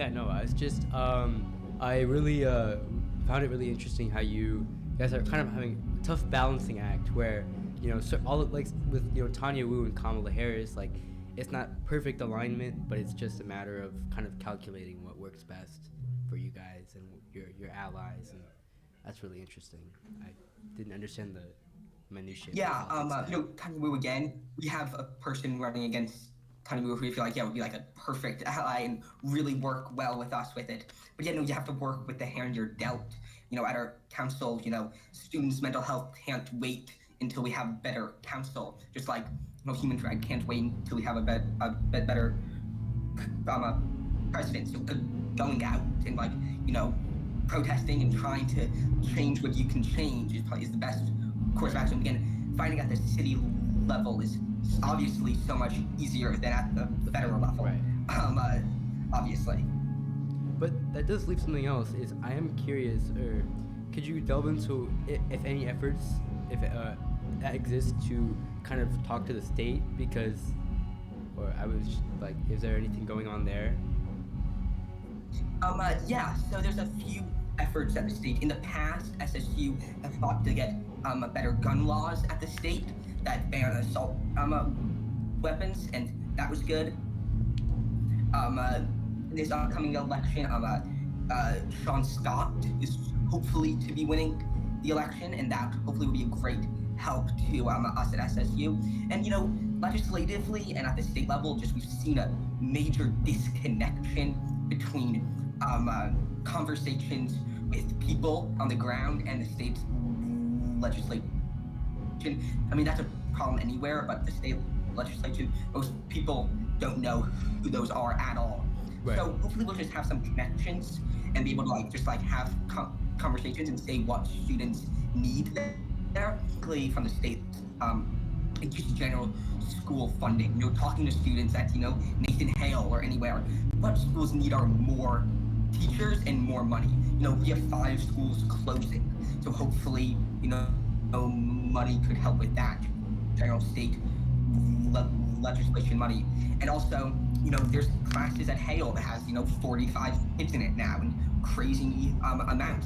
And now we don't have a mandatory second semester of history, and that's African American history at Nathan Hale, and we don't have a second semester of it that's mandatory. And so hopefully some money from the state will will hopefully help our schools out that way. Absolutely, seriously. I mean, as someone that is, as both of us are directly impacted by the work that the South Student Union does, as well as the work that kind of goes against what you guys are really trying to push, it's so polarizing, and it's extremely easy to notice. Like, we with budget cuts to schools, I mean, you named 5 schools closing. One of the elementary schools I attended, John Hay, will be closed, and that kind of stinks. I mean, you never really get to be able to go back to that place. And on top of that, I mean, I was having a conversation with some other seniors at Hale today about the loss of AP Calc and other really important schools. We were down to, 4 APs now? And it stinks. Yeah, I mean, we have some in college and high school, but still, AP Psych's gone. Yeah. And also, it's this hyper-focus on STEM as well, Right. which is kind of insane. Is something that I've been working with. It's there's this CTE money that the district has. I mean, this is just a whole other issue, but there's this CTE that goes almost specifically towards STEM, and that money can't go towards anything else. It has to go to CTE classes. And that's some cool classes like radio, for example, which is really cool. Yeah. But most of it goes towards STEM. And there's this disinvaluing of social studies curriculum that we're noticing at our schools, which is kind of, insane. There's 15 kids in either the computer science classes, and there's 38 kids in my history class. So this hyper focused on STEM, and also, but yeah, just general funding issues. I serve on the school senate, where I see where the budget and policy is passed, and I see people just they're announcing people losing jobs. It's every year the budget gets cut more and more. They can't remember the last time they actually gained money on their budget and they didn't have to consider firing people, which is just ridiculous at our school. Yeah, and it's really rough. It's really cutthroat here in SPS, and it's so great that we have an organization such as South Student Union, SSU, that not only connects students with resources and a voice to voice their concerns and to put that out in the sphere and hope that one of our council people can really hear that and affirm that and help us. But it also pushes not just for safer schools, for better mental health, but for curriculum and keeping that. I mean, Hale has, like you said, we brought up radio. That's how I got my start in journalism. I wouldn't be here with these professional credentials as an 18-year-old if it was not for Harmony, if it wasn't for Ron, if it wasn't for Billy and for June and for all those people that are there. And the fact that they had We to, came a shoestring. yeah, Yeah, but I was saying, and we came like a shoestring away from cutting radio last year because absolutely. of budget problems. Yeah, and our newspaper, another place where I worked really hard and all this stuff, is now a freaking fragment of what it used to be. It's they had to put yearbook and newspaper together, and I heard that some friends said there might not even be enough money to even publish a newspaper right now, which is insane. And it's not the fact that Nathan No, Hill. that's how I got. Oh, so sorry, so sorry. What were you saying? No, go on. I thought you were done. No. I know that's connectivity. I totally Keep- hear you. Yeah. keep- But I was just gonna say it's not an issue that just Nathan Hale has. It's an issue among so many schools within the about SPS and schools like Roosevelt and Lincoln are lucky because they have these PTA funds. They have these parents that are willing to shell out enough money to keep things afloat. But when we have schools that have larger wage disparities and a wage gap between students' families and the median income from from neighborhood to neighborhood. Hale especially, as it has some families from very affluent areas of Seattle, but then has some people from a lot more lower income areas that might be in public housing or might just be barely scraping by. And so a lot of these services that have been available for years and years and years that maybe their parents grew up with if they went to Hale are now no longer there for students like us. And it's really disappointing to see. Yeah, like SPS, one of their ideas to save money is they're going to start collecting debt from school lunch. And that is just ridiculous. Like they're gonna collect debts from 4-year-olds who haven't paid their school lunch. And there's another thing where hopefully Tim Waltz will make national. I mean, in Minnesota he had it where every student can eat lunch for free, and that's something that hopefully he'll add for the whole district because now they're collecting debt on kids who can't afford lunch. And yeah, I got my start with press and got this press job because of the paper. And even just Lincoln, just public school in example, I was talking to some kids there that said at times they didn't have enough chairs for every student to fit in because the class size was just so large. There were like 40 kids in their classes just because they don't have enough teachers. And just the budget is just, I don't know, insanely, it just gets cut every year. And that's something hopefully our state legislature will, put forward and actually value public education as a value of our state.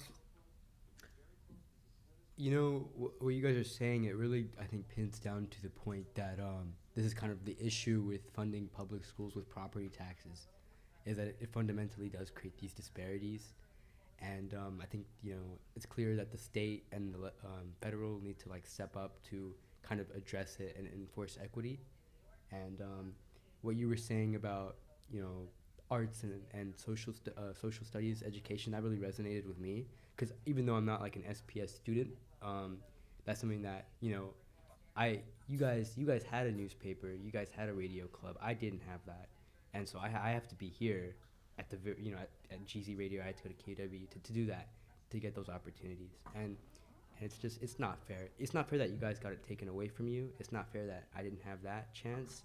And I think it's just we need to do better. That's it, really. Yeah, no.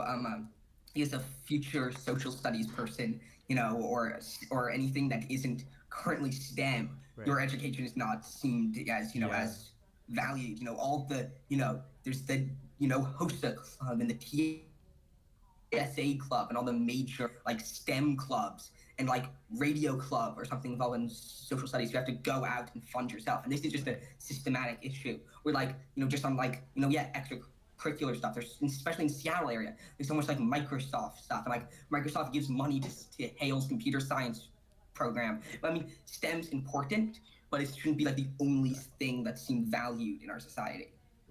Definitely. I think it's I think it's as you said, it's indicative of a broader societal issue that we have, where we very much value technical skills like STEM, which are very important, yes, but we kind of discard culture and arts and culture and social sciences and humanities as kind of disposable and just nothing important. I think that's for sure. I mean, it's the same with the current government of, I think, jobs that are automatically seen as making money versus other things is automatically brought to the top right? I mean, we see it with our, taxes right now, talking about this, where taxes aren't fun. It's just the same idea as people think that money is the most important thing that can be won, is the most important thing that can happen. And, we see that with, STEM being valued and our, taxes being not fully taxing, the ultra and mega wealthy of Seattle to be able to fully fund stuff like our public education system. And I can't remember if you mentioned this, but um, do you guys does SSU have like official positions as well as you on the ballot measures concerning stuff like this because of how they impact your mission? We don't have official stuff, and actually all the stuff I mentioned about candidates tonight are not official SSU things. It's stuff that I thought of, and all stuff that just connects with what our values are. Right. And on the personal level, it's just like, vote no on all the initiatives. I mean, fund the transportation. That also connects to school funding very closely. That you have to be able to get to school. Not everyone has a car. They have to be able to get to school. So and be able to walk on a sidewalk that works. And again, students' rights are human rights, and to be able to live in a place where our climate isn't being destroyed will be very important. So also, no on all the initiatives. Not saying there's a lot more work to be done on the climate fight. Shouldn't be no on the initiatives. Now we're done. The climate's solved. I mean, there's a lot to be fought on those stuff, but it's a very important first step. Definitely. And I think it's a matter of awareness too. I think, I got here. I'm here right now because of the free public transportation policy at the state level. I would not have gotten here otherwise. Like I would not be sitting here with you. Well, I'm not sitting here with you, but you get the point, right? And I think, I think it's a really matter of awareness and making sure that, students are civically engaged because, I mean, I think if they knew all of the like minutia of this, then they would, but they have to know. Yeah, and like when I go to testify at City Hall, I take the train down there. Mm-hmm. And when I have a meeting, most of our members of SSU were in South Seattle. So I take the train down to South Seattle. And those are all stuff I would do because it's free and because it's, accessible enough to be able to take the train and buses places. And we just got to keep funding our public services, transportation, roads, education, just everything. Climate initiatives, just everything to be able to like fully, do well in our society. Absolutely. And talking about the kind of statewide stuff you've mentioned about some of like the free transit act and everything like that. SSU does so much cool work in keeping things like that as well. So it's really awesome that we're given the opportunity to talk to you, Leo, especially someone who's newly elected on to that council.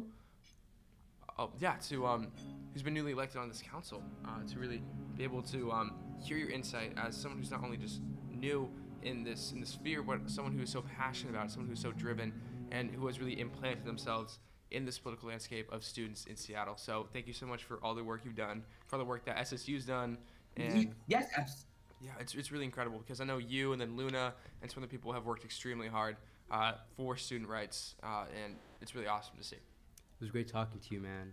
Yes. Great to meet you. Yes, absolutely. Anytime. Keep fighting the good fight. Yes, thank you so much. Anytime. This awesome. Good luck. I was watching y'all before. I'll keep watching y'all again. Thank you so much for having me on. Awesome. Well, I'll see you at school tomorrow, Leo. Yes, see you there. All right, see ya. Thank you so much. Okay. All right, see you, man. Yes, bye. See you. Super special dude. He is related to Mario, who graduated before, I think, maybe my freshman year. I think maybe a year before my freshman year. But talk about a dynamic duo of brothers. They are super implanted in the political sphere, not just in Seattle, not just in Washington, but so many other places. And they both have such bright futures. So it's really awesome to see and get to talk to him, as well as know that I share space with him, such as Nathan Hale and our high school's ASB. So he's Senate for class of 2027, I want to say, 28 maybe. And then I am the student body president, so it's super awesome. But thanks so much for Leo for coming on, talking to us a little bit more about some local issues that don't just relate to the national election, but relate to a lot of to me personally, and also for students that aren't just in SPS like Alex.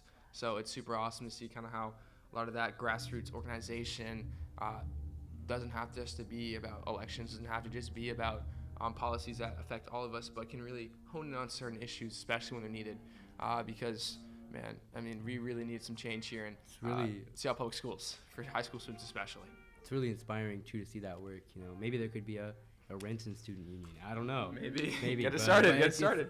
It's you know, it's just cool to see that that's what they're doing, and this could really be a movement, and I'm really just yeah. Are we? Oh yeah, bro. I don't know. Wait, do you have his info? Oh, he follows you on Insta. GCR. We don't. Oh. You're supposed to find out whether he was coming in person today. Oh yeah. I don't know. Oh. So now Wait. we can start talking a little bit about Oh shit. actual Sorry. things going on, give you a little bit of that coverage. Sorry, I just quickly went to grab some Where's food. the, But in terms of the actual election, let's do a little little check-in. So currently, right now, Harris is winning the popular vote in Michigan. Electoral points are looking so far. Road to 270. Trump is 191. Harris is 81. But do not fret if you are not currently tuned into one of the news organizations or news channels that was covering this. Literally all the major states, besides Texas and New York, have not really been counted. I mean, Florida included, but California, all these other places have not been counted. Really blue states not been counted yet either. So do not fret. I bet Harris' number will jump up. But a lot of the states that people kind of projected Trump to win, parts of the Midwest, a lot of parts of the South.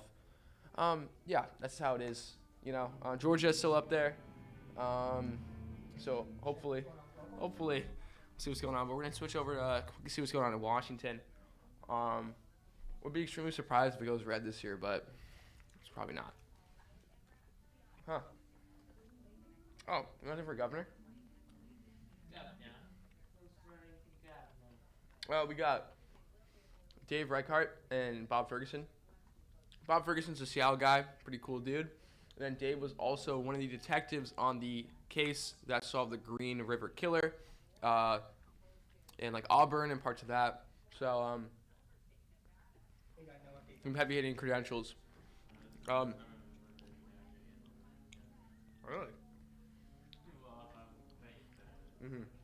So for those that also might not know, sorry, that was a really chewy high chew. Bob Ferguson is the Democrat representative, and Dave Reichart is the Republican. Both have some pretty interesting policies, in my opinion. Obviously, I'm a liberal. I'm a Democrat, so gotta say I'm with Bob. But I know some people that are that support Dave Reichart, and there are some of his policies that I can also see and agree with to a certain extent. And that's just kind of the overlap between policies and politics. You know, it's not just red and blue, although it really seems like it at this point in time. I'm a liberal, and there's some more red policies I could agree with, but vast majority blue policies I agree with very much so, and don't really see that changing. But it's really interesting. Politics are really interesting. It's a really cool landscape I should really say, and just watching how this is really, turning out this year is extremely interesting as well. So just waiting on our next interviewee. Alex is out grabbing them. It's one of his friends. So it should be kind of cool to have him in the studio. A little change up from the 3 Zoom interviews we had, but those were incredible. Even though they were through a screen, you could really feel the passion of every single person we talked to and the importance of interacting with them and hearing their voice. I mean, from Leo talking about what's going on really for Seattle students, for talking to Jonica, who has that actual background in real life U.S. politics, which is insane. At the DNC, talking to the DNC, a delegate that voted for Kamala Harris, that nominated her, it's really incredible to see. And then obviously Anna from Columbia talking about how the U.S. election doesn't just affect us, it affects them, trade, and so many other things that go on in so many countries and our neighbors, like countries in South America. So it was super cool to hear kind of how it's a global thing. It's not just something for us. It's a global thing. Looks like Moss is back. Is Alex back? Alex is back. Looks like Alex brought his friend, so Interview should be underway super soon. Thanks for staying tuned in. Should be pretty good. Let's get into it. How you doing, man? What's your name? Well, I'm Gavin. Nice to meet you. How you doing? Nice to meet you. Sorry, man. Oh, no, you're all good, dude. Let's make some room. Yeah, we should make. We'll share a microphone. That's cool. Or do you want to? I'll just give it. That's okay.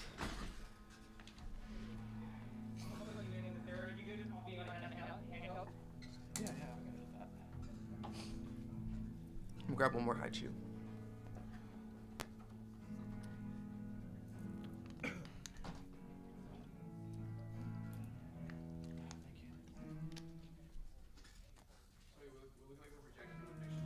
Huh?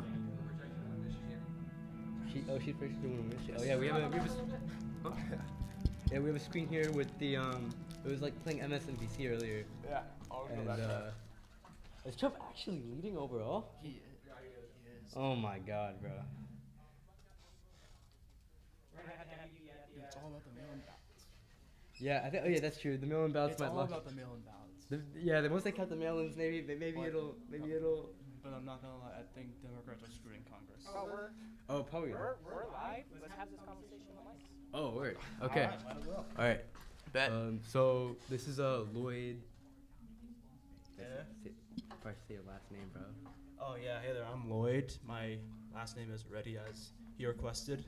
And he's a student at the University of Washington, studying. I don't know, what do you I study? study law, economics, and public policy. Go dogs. Let's go. Go dogs. All right. Go Dogs. So, right. As we were saying earlier, we were just talking about the national election, and yeah. So we were just talking about the national election, and it looks like oh, that's 2020. I was like, wait, did Biden get back in the race? That's crazy. I was like, wait. I mean, the race is pretty similar. You know, yeah. This one maybe. Yeah, but so it seemed that Trump won Nevada in 2020 for the most part, but 2024 might be looking a little different. I saw earlier at the corner of my eye that Texas is probably not going to flip blue. So all Texas red, is counted. They're red. all red is probably not going to win the Senate, but yeah, and Harris is not going to win Texas, which it would have been pretty funny if that happened to be the case. I've been but awesome, man. I've been hyped. yeah, but It's pretty much like what happened in 2020. Like we saw Biden had like a small marginal lead in Texas, then it just flipped red instantly. Yeah. Like the same thing, right? I remember that. Yeah. Man. Well, Lloyd, please talk to us a little bit more about what you're studying at UW. You said law and economics. Yeah, that's right. I'm studying law, economics, and public policy. We deal with court cases, politics, like the institutions, political machines. It's really interesting stuff. We discuss about how money in politics works, like how. Yeah, basically, yeah. We discuss interest groups, how their money influences policies and all that, and yeah, it's very interesting, very fun. I'd recommend it. Mm-hmm, absolutely. And can you talk to us about how has your class used or done assignments specifically on what's going on in the 2024 election? And as someone who's studying these policies, these laws, and stuff like that, how do you see it as like a young scholar? Let's say that a young scholar. How do you see it through that lens? Could you rephrase that question? Totally, I got you. So, as someone who is studying like law and economics, how do you see a lot of the policies that some of these candidates, both Kamala Harris and Donald Trump, are pushing? How do you see them possibly helping the American public, possibly hurting the American public? And have you guys looked at them in your class? Yes. This wasn't something that we looked at in this year's class, but in last year's. I'm specifically focusing on Trump's policies on tariffs.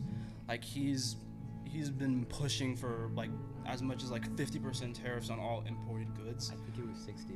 60. Okay. Yeah. Wow. Okay. 60. And there's a lot of misinformation about how that works and all that. A lot of, well, not a lot actually. It's actually a very small minority of people actually think that the countries they're coming from pay the tariffs, which is completely wrong. Oh my God. It's completely wrong. Yes. Like Yeah. Yeah, so basically, when you put a tariff on something, it increases the price when it touches the country's borders, right? But sometimes, this is not even sometimes, like only like a small amount of time, the companies internalize these costs. And what we mean by internalize is they pay for it themselves. Like the costs don't reflect on the price. This is usually the case when the product that has the tariff is what we call elastic.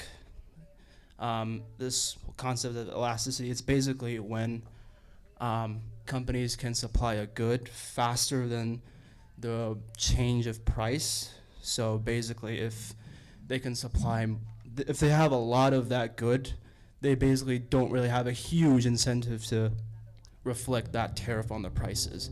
But we know that usually doesn't happen. I mean, these companies, they want profit, right? They're not going to do that. So, yeah, most of the time they're going to externalize it. So, yes, tariffs, they lead to inflation. It's not good. So why do you think a lot of people see this as like an economic policy that would actually lower prices at the grocery store or the gas pump and make things better? And that's a really good question, because I don't think it has to do with the economics at all, really. It's more about who's promoting it. It's Trump. Like his whole appeal is his personality. Like even in all of the things that all the companies he's had, like he's not a great businessman. Like his business appeal comes from his brand, from his like very impulsive personality. They look at that and they're like, oh yeah, he's the leader that America needs. So literally any policy that he pushes, they're gonna see as good. Okay, that makes sense. Yeah. Well, I was curious. So you're a UW student, so you're young. You're, what, 19, 20 years old, right? 19, yeah. Okay, so this is the first election you're voting in. It is, yeah. And, I mean, as someone who's clearly so well-informed and civically engaged, how do you feel about that? I mean, I really don't like the fact that this is the first election I have to vote in. It's like, man, it's like, like when your kids ask you like, oh, Dad, what's the first election you voted in? It's gonna be like, oh, well, it was yeah, I don't want to talk about it. Yeah, I mean, I don't know. I had a lot of thinking to do, because I really did not know who to vote for. Like I looked at Kamala's policy and it was like, it was decent, right? She has some decent policies, but like overall, I was like, you know, is there anyone better, right? And I looked at Trump and it's like, yeah, no. Yeah. So I mean, at the end of the day, I made a choice. Whether that choice is good, I mean, we'll see. Mm-hmm. Right? Totally. That makes sense. Yeah. Well, what do you think the general sentiment is on campus at UW in terms of this election? Do you see there's a lot of like push for Trump, or like maybe late pushes for Trump, or has it always kind of been more Kamala focused? I mean, yeah, UW is like most other colleges, right? It's very progressive, so we're obviously gonna push for Kamala more. I mean, obviously there's Trump sentiment, especially now that there's a growing Trump sentiment within the youth, especially boys. Mm-hmm. Yeah. But it's not a lot, so the general consensus is still geared towards Kamala, I'd say. Okay. And have you seen any demonstrations on campus, maybe from groups supporting both sides? And has it been like, because I know there was like, there's been some conflict in the past with different parties, not just at UW, but at a lot of different colleges surrounding, you know, differing political takes, whether that be with Israel and Palestine, whether that be in the far right, far left, things like that. You go on YouTube, you search up UW, some of the top things that come up is some frat dude talking to some members of Antifa about like a bench press competition or a pull-up competition. Then right after that, it's Charlie Kirk, Turning Point USA, debating UW students on the cost of college if it's actually needed. So I know UW has been really has a crazy political mix sometimes. You know, so have you seen anything on campus like that? What do you want to say, Alex? Sorry. No, go ahead. I realized, actually, it's a fresh person, then I'll say what I need to say. Okay, yeah, to answer your question, yes, there have been demonstrations they've mostly been pro-Hamas demonstration. I haven't really seen any conservative activists on campus. I know Charlie Kirk was at the main UW campus a while ago. Yeah. There was a lot of interesting things that went on there. I don't really know too much about it, but yeah, there have been a lot of pro-Hamas demonstrations on our campus. I can say that. Okay. Okay. Well, I was just gonna say it was pretty funny, like Charlie Kirk saying that college isn't needed because apparently, like with his history, right after he graduated high school, like some multi-millionaire businessman founded Turning Point with him. So it was like of course, he didn't need college. But yeah. Yeah, and I did see like this reel of him where he was asking this economics major if they were taught about this famous economist. He was this very libertarian economist named Ludwig von Mises, and he asked him if they teach about him, and he said no, but he read about him and he was like, oh, well then college is a scam. If they don't teach him, college is obviously a scam.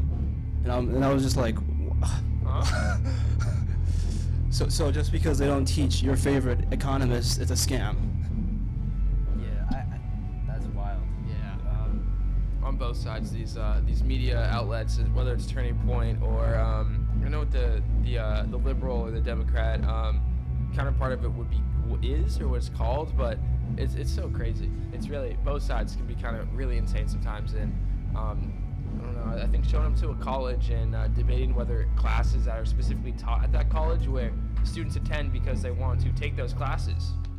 Kind of crazy. You have to apply to a college and look at the majors and see the prereqs and courses and make a decision off of that. Going up to those students and debating them on their own personal choice that they've already made and feel pretty assured in is pretty bold. Yeah, pretty bold. I don't not for a great thing though. So what are your opinions on some of the measures on the state ballot?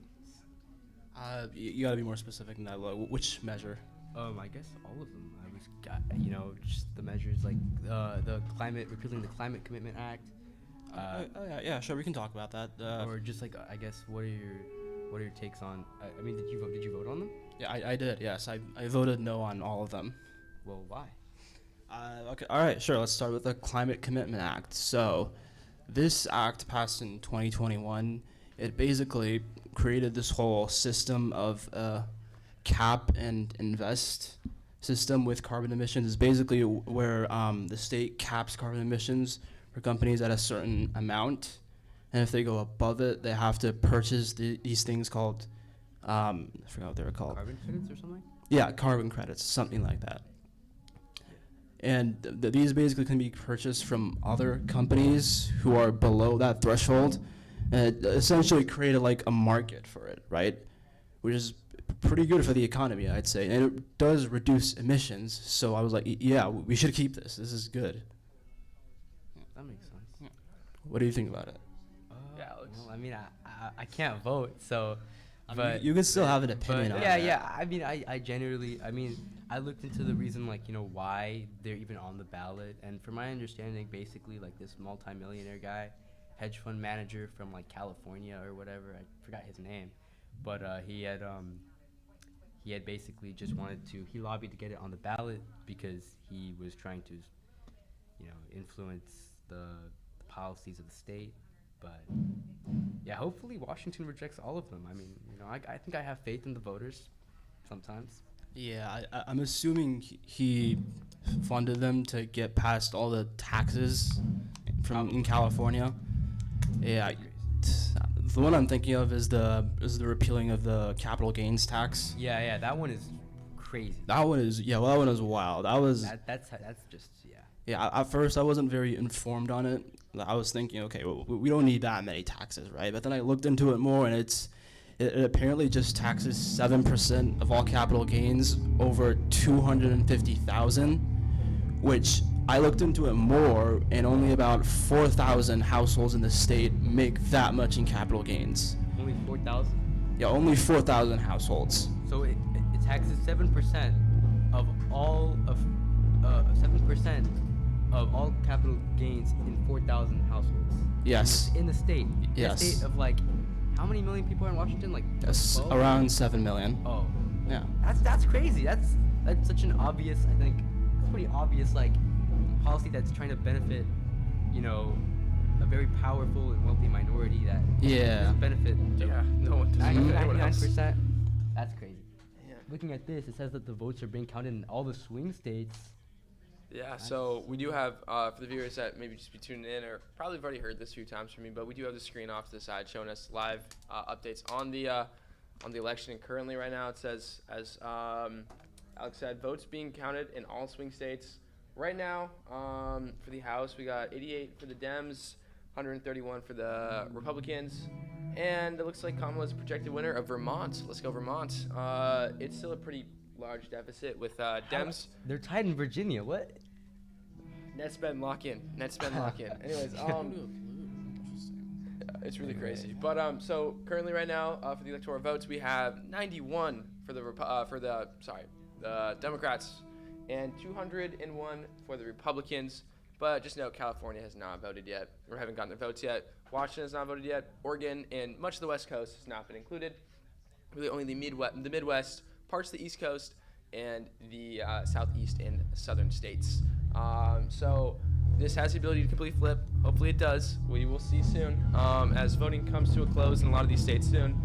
Wisconsin, with Trump just barely beating Kamala with a 49.9% lead, with Harris and Walz coming in with a 48.4. Sorry for that quick little update. Let's get back to the interview, guys. My fault. Yeah, no. It's all good. The music's getting louder. Think with all this music going the on. Music's getting louder. It's crazy. Yeah, there's a show going on tonight. Yeah, So they're banging it to the election there. Yeah. So all of the at least half of the swing states are too close. How is this even close? I don't even know, man. Well, Lloyd, I do have a quick question. As an econ student, what do you hope to see out of this election? What policies on either both sides do you hope can integrate itself into American society and benefit us as Americans? What kind of policies are you thinking of when you ask this question? Just like, well, obviously I'm thinking of like the one that Kamala's pushing for 50K for small businesses. Yeah, 50K for small 25K businesses. for home buyers. Yeah, home buyers, all that stuff, things like that. And then also, how do you think that if Trump were to win his 60% tariffs? Yeah, tariffs, and also the increase of fracking in like places like Pennsylvania and stuff like that, how do you think that would? What do you think is better for America? That's a good question. What's better for America? I don't know if I'm that qualified to answer that question. It's a tough question. Like economics it's a very, very complicated topic. But yeah, like I already said, the tariff thing it's not a good idea. It's just gonna make life worse for everyone. The 25K down payment on houses for first-time buyers, is that Kamala's policy? Yeah, I think it was. Yeah. I'm not too sure about that one. Yeah, that could just lead to inflation again, but yeah. What was her other policy that you? 50K for small businesses. 50K tax. What was it? Tax. Tax. Something tax related. Yeah. They all kind of I'm not an accountant, so I get confused. I'm not trying to go into econ, so don't ask for the specifics as well. But I don't know. Was it tax break? Maybe it was a tax deduction. Something like that. It was probably a tax deduction. Yeah. Okay. Yeah, I mean that doesn't sound bad. Like I think it was previous. Right now it's at 5K, so it's like a major increase. I think that would be good for local entrepreneurs. Yeah, it definitely would. It definitely would. I like what she's. But it's interesting because Mark Cuban is very much riding very hard for Harris, but she proposed the the unrealized capital gains tax, which would basically just like tax capital gains that haven't even been like turned into actual profit. Right. And I think this is kind of a case where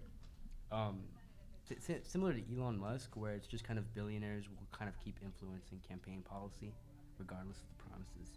But anyway, yeah. Yeah, Elon Musk, dude. Oh, we were talking about him earlier, bro. You want to talk about it? Please. Let's start. Where do you want to start? There's a lot of places to start. Let's start with, what about the lottery, the 1 million swing state voter thing? Oh, yeah, that illegal lottery thing. Yeah, that's a crazy thing. Dude, this man Elon. I don't know too much about it, but yeah, he's basically giving people $1 million for saying that they support the First Amendment and the Second Amendment or something, which is like, was it just like a euphemism for saying I support Trump, or at least you think it is?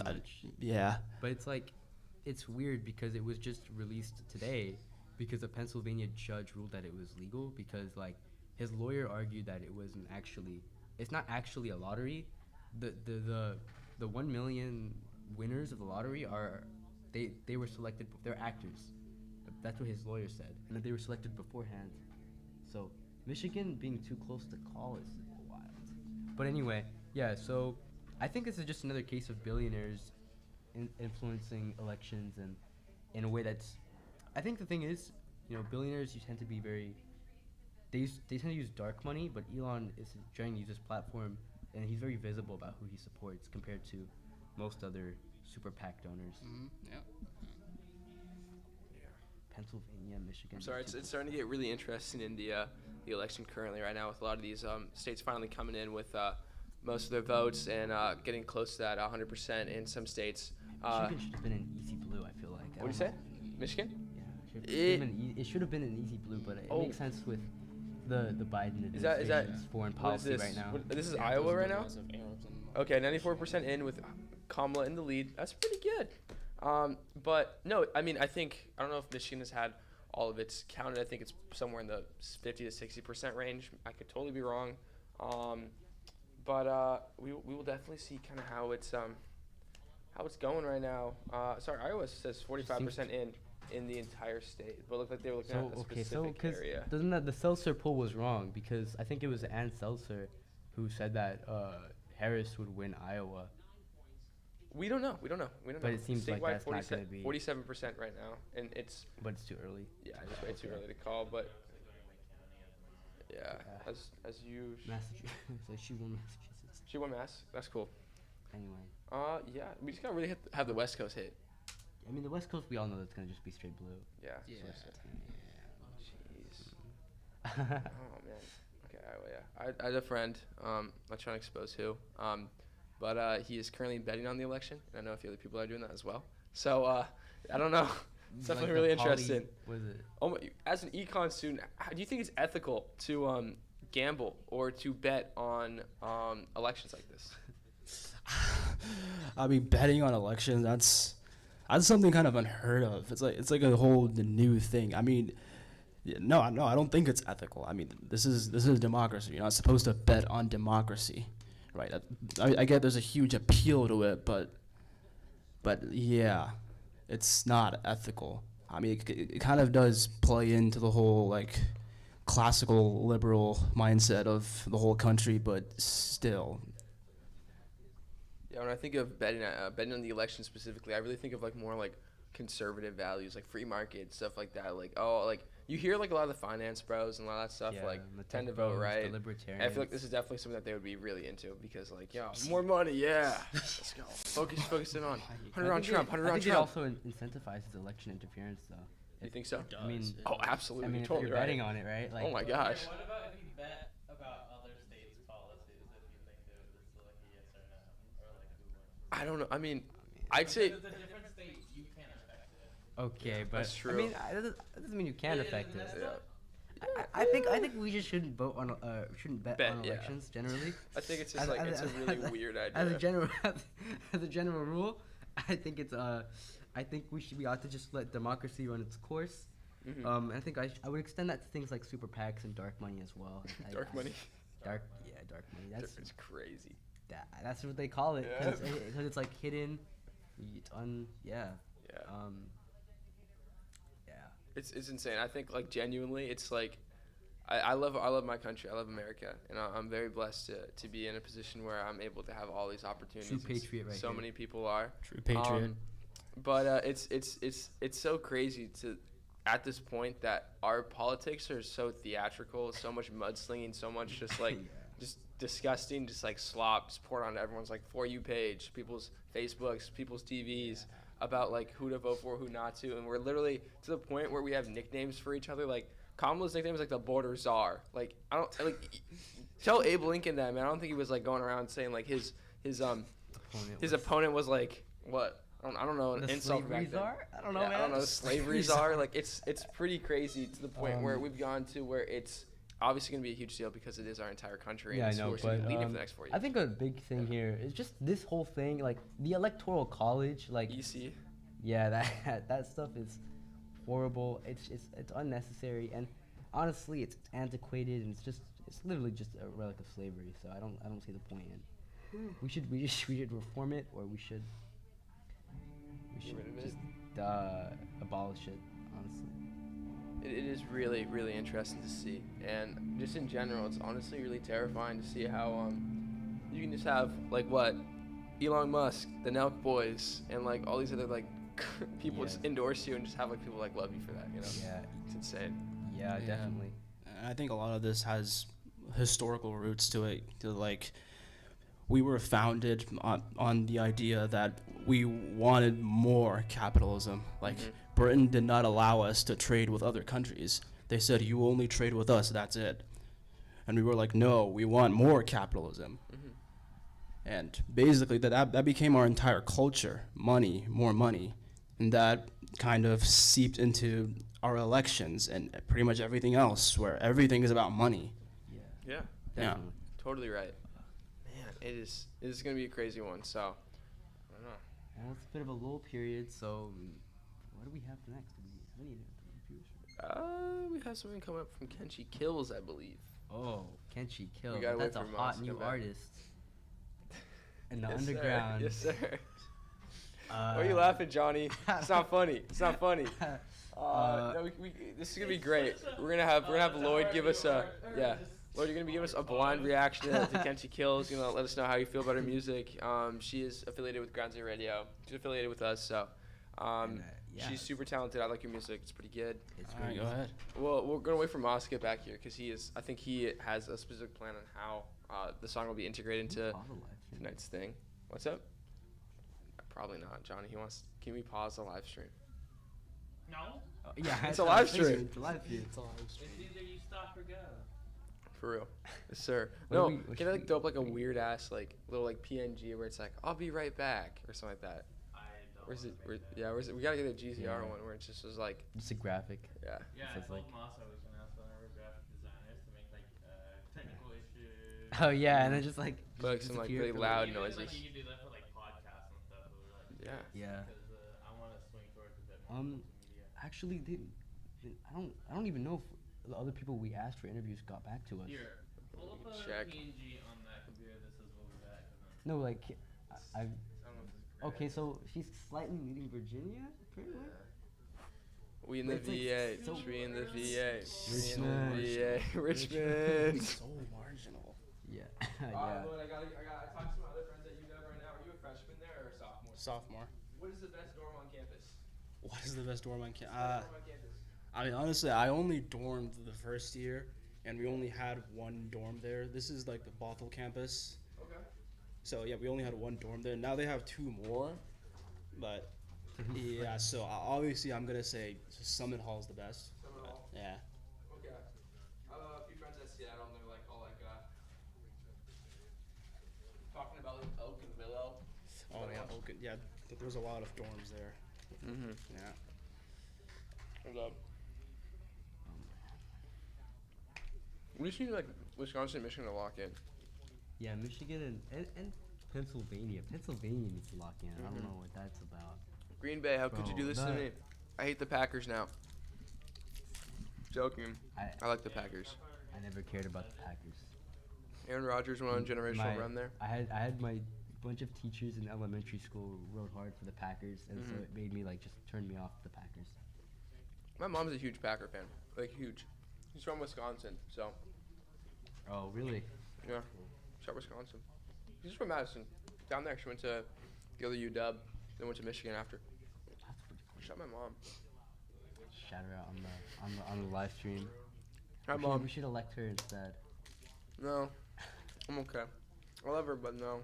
Honestly, she doesn't have a great background in politics. I don't even think she had a background in politics. She's a professor at the U, so.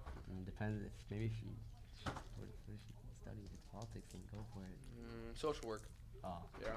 that's transferable, I think. There's definitely some overlap. Moss, how are we gonna integrate Kenshi Kills into this? So Kenshi's gonna do a live performance. What? And then we will talk to her, but we're gonna keep it. Do we have any more interviews or no? I think once she performs, we'll do the interview after. We'll see where we are. Cole No, but like, will did close here at 8 o'clock. anyone else get back to us or no? We're pretty much at the end of the interviews. Damn. Okay. Y'all can buy them. Let's That go. was great though. Yeah, it was great. Yeah, okay. Sick. So yeah, well, if Lloyd, if you want to stick around, then you can also listen to this live. Is she coming in Yeah, she's studio? coming in Yeah, studio. you can stick around. Absolutely. Yeah. Or We might cut to one of her music videos. And I'm we gonna be back. can readjust staging. I'm gonna take a look at what's going on with the band Do outside. an actual video here. Bathroom break. Bathroom break. They'll be back in a little bit. What would you like to say more to the audience?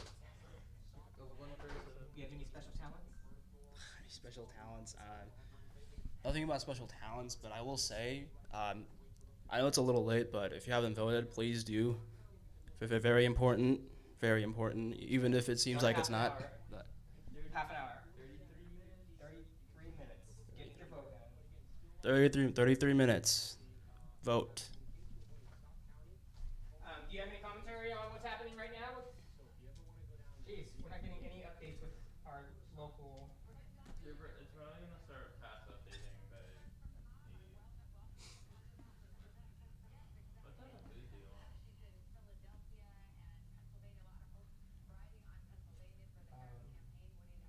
I'm good with anything.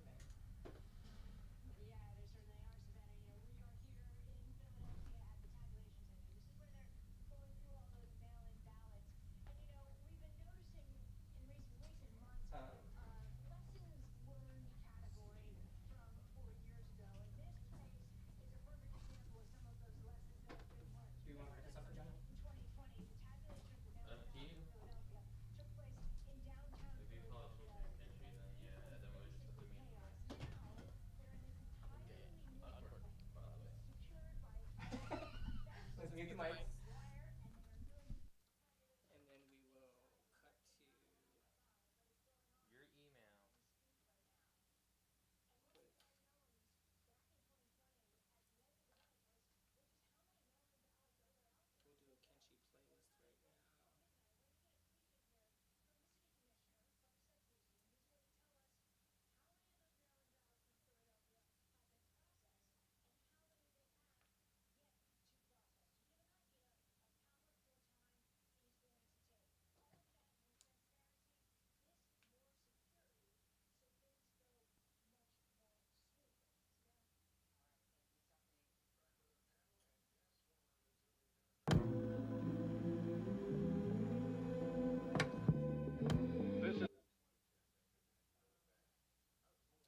screen.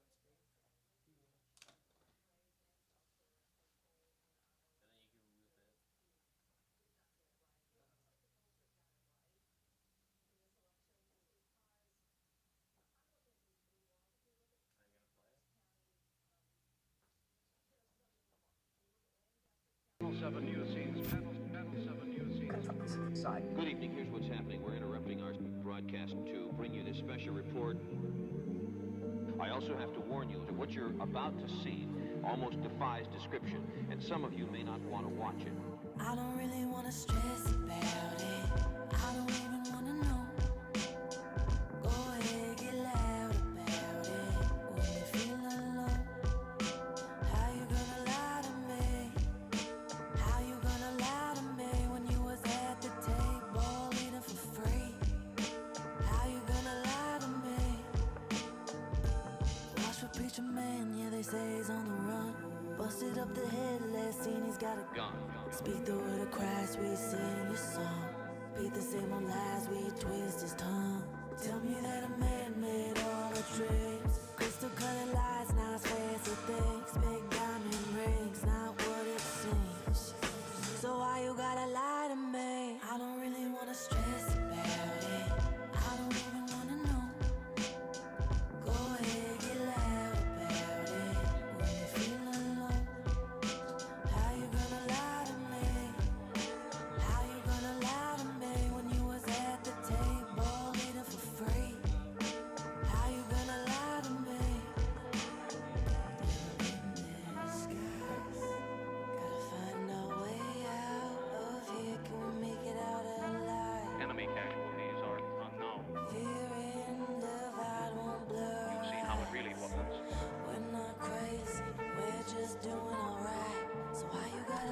Fear, danger. Words don't describe it. I don't really wanna stress about it. I don't even wanna know. Go ahead, get loud about it. When you feel alone, how you gonna lie to me? How you gonna lie to me when you was at the table eating for free? How you gonna lie to me? Watch a preacher man, yeah, they say he's on the run. Asking for advice, where the advice got all the fun. Drink the blood of Christ, God's chosen one. It's all the same old fears, our minds are numb. Tell me that this life ain't what it seems. Remember all the times our people played for luxury, a dying dream. So why you gotta lie to me?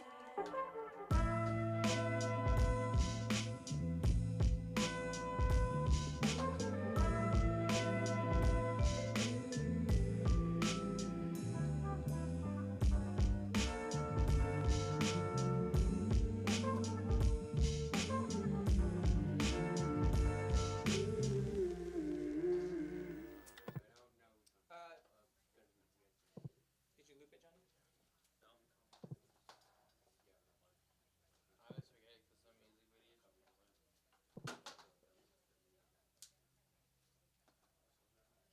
Hey, Gavin. So we'll probably have her do a performance first, Sounds good. and then have you guys do a little interview with her. Okay. But we're kind of staying away from. She's more about not really.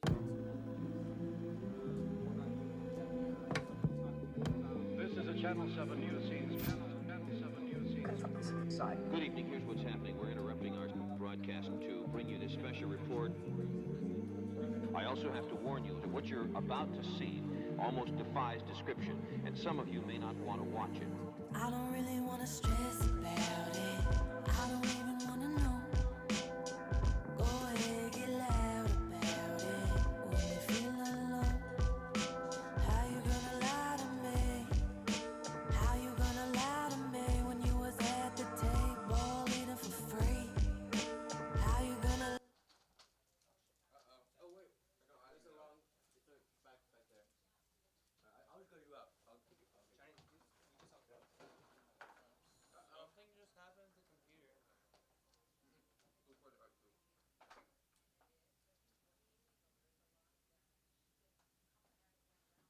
Looks like everything's still up.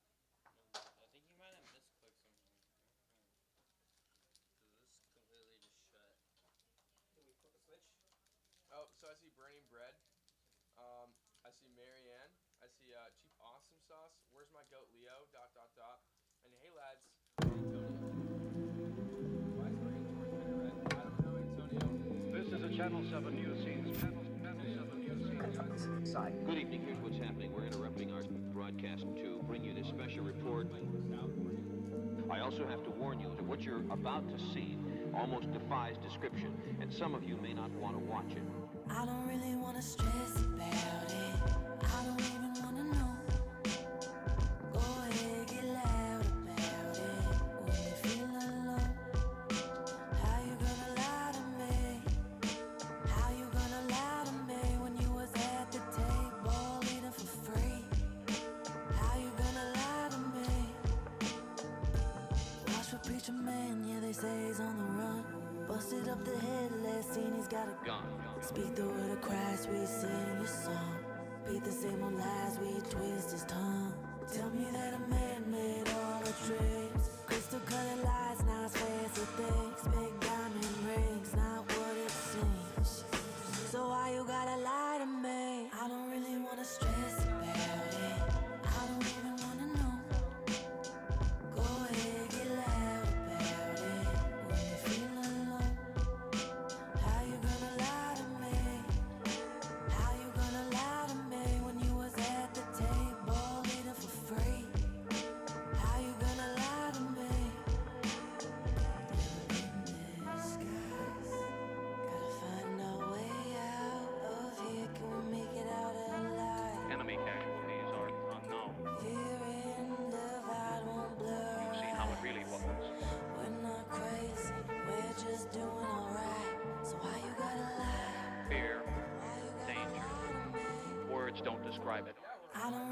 stress about it. I don't even wanna know. Go ahead, get loud about it. When you feel alone, how you gonna lie to me? How you gonna lie to me when you was at the table eating for free? How you gonna lie to me? Watch a preacher man, yeah, they say he's on the run. Asking for advice, well, the advice got all the fun. Drink the blood of Christ, God's chosen one. It's all the same with fears, our minds are numb. Tell me that this life ain't what it seems. Remember all the times our people played for luxury, a dying dream. So why you gotta lie to me?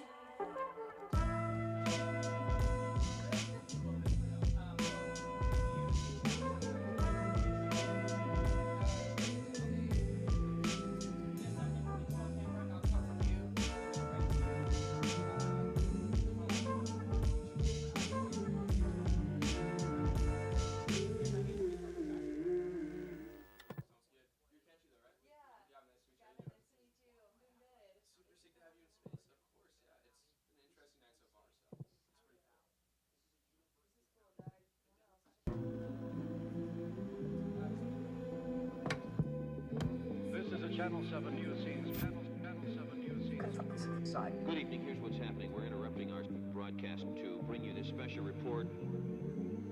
I also have to warn you that what you're about to see almost defies description, and some of you may not want to watch it. I don't really wanna stress about it. I don't even wanna know. Go ahead, get loud about it. When you feel alone, how you gonna lie to me? How you gonna lie to me when you was at the table eating for free?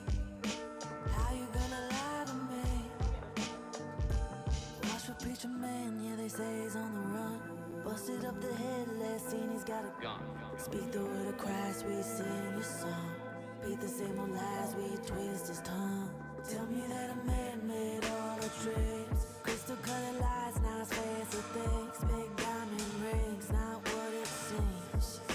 So why you gotta lie to me? I don't really wanna stress about it. I don't even wanna know. Go ahead, get loud about it. When you feel alone, how you gonna lie to me? How you gonna lie to me when you was at the table eating for free? How you gonna lie to me?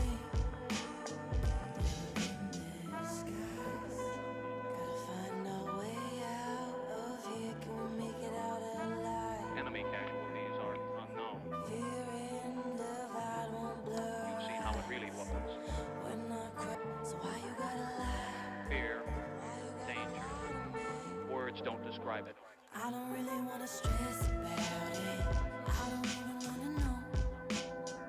Go ahead, get loud about it. When you feel alone, how you gonna lie to me?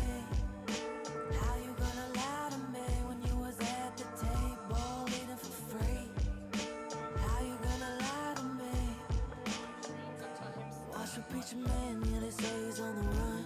Asking for advice, well, the advice got all the fun. Drink the blood of Christ, God's chosen one. It's all the same with fears, our minds are numb. Tell me that this life ain't what it seems. Remember all the times our people played for luxury, a dying dream. So why you gotta lie to me?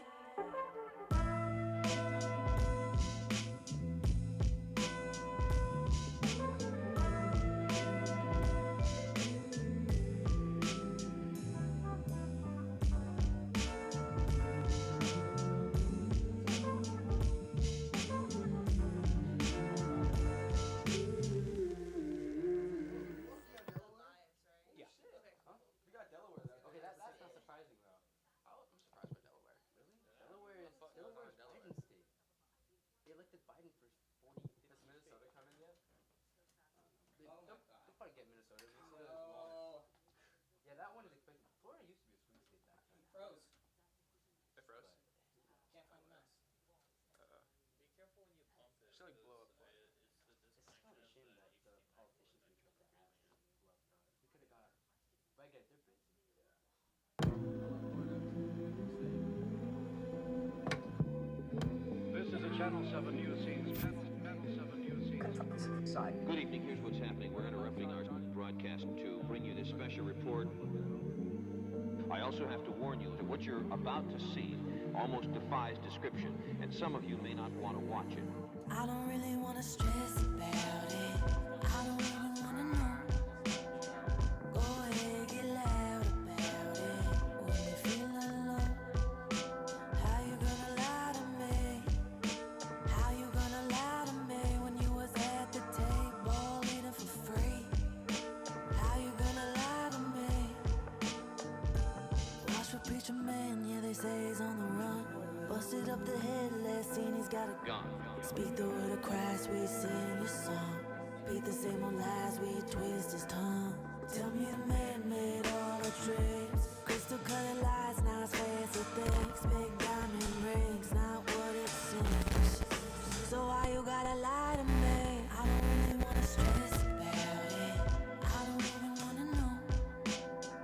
Go ahead, get loud about it. When you feel alone.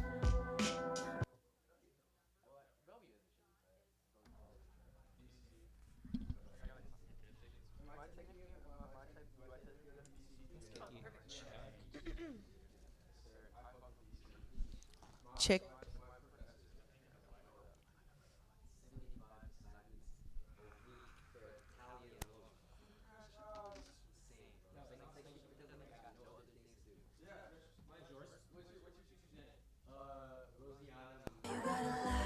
Fear, danger. Words don't describe it. I don't really wanna stress about it.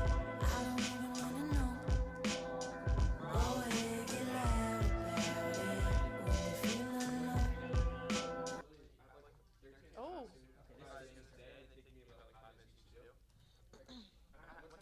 Check. It's terrible. You know, it's alright. I love running start. I love taking running start courses. My favorite thing. Yeah, me too. Anyways. That's the All right, so you want to get straight into the intro? Are we live? Still right now? Hey, Okay. Okay. Let me know when we're back on. Alex, I'm gonna have you play this. Is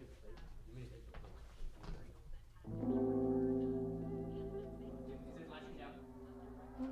Let me check.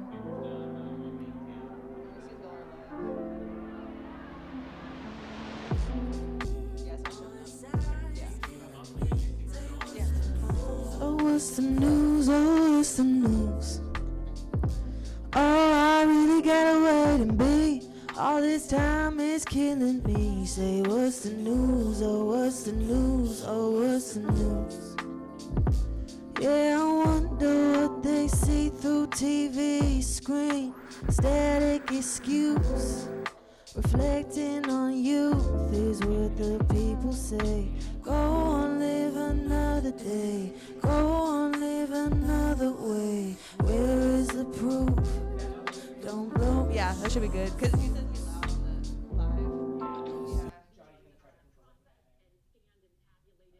You need to be careful with the mic. Yeah. Keep it further away. Right here. I can't tell. Oh, okay. Oh, please.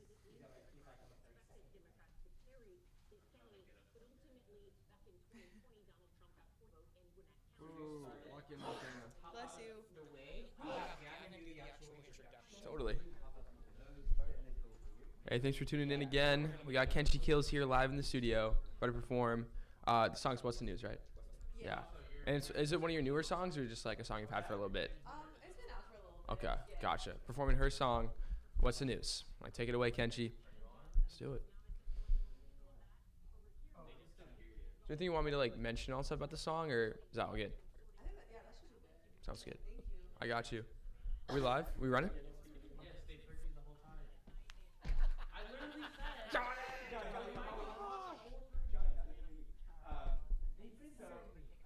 Are we on screen? Yes. Okay. It's just the stream is having issues. Oh, should we not go? This is what the stream likes us. It's like 144 bit. Well, as long as it's online, I think it should probably be a little bit better, right? Do we need to hold It's not popping up on.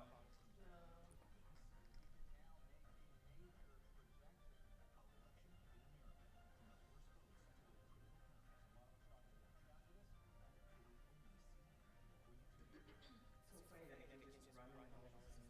It's not. That dropped, which let this one drop. Oh.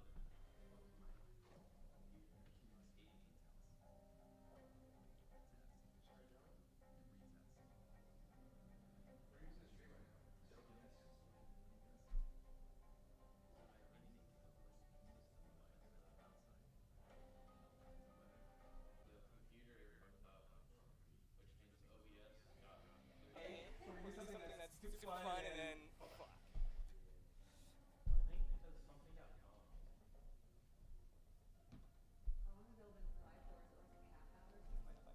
Yeah.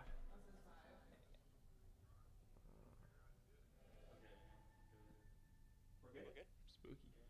Oh, let's turn that down. Oh yeah. Touch the screen. Oh yeah. Ride this wave and see. Oh, inside is killing me. All right. Okay. Johnny, you good? All right. We all good? Awesome. Well, thank you so much for your patience, viewers. We're back here in the studio with a live performance from our very own Kenchi Kills, performing her one of her songs that's been out for a little bit. It's called "What's the News." Super excited to hear it. It's a great song. Take it away, Kenchi, when you get the chance. Let's do it.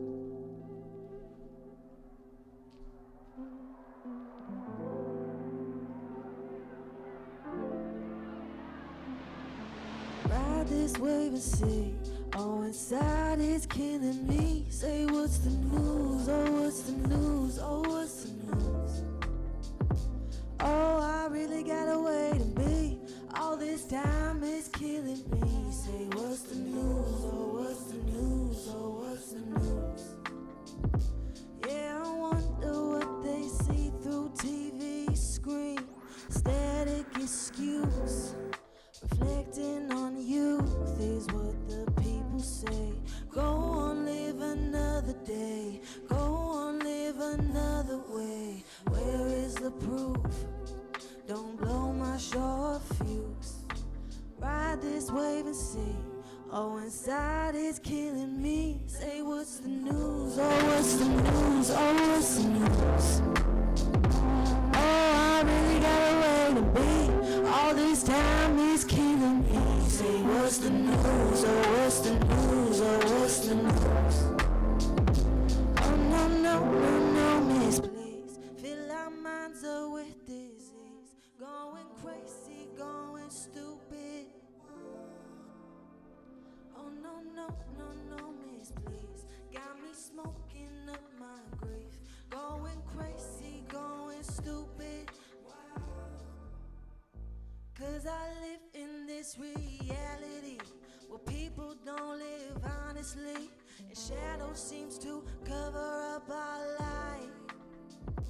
But we come from different galaxies. A spoken word turned poetry, and knowledge we share is knowledge of our kind.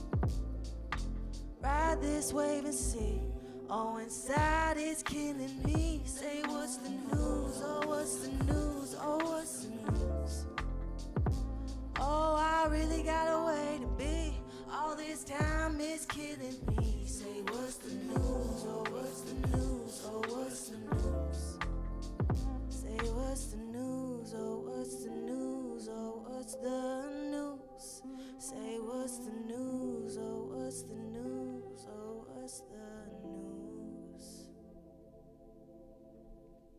Thank you.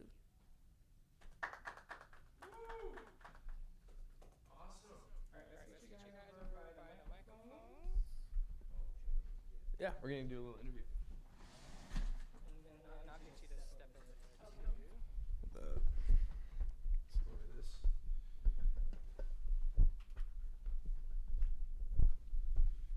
What are you? Did you do this one?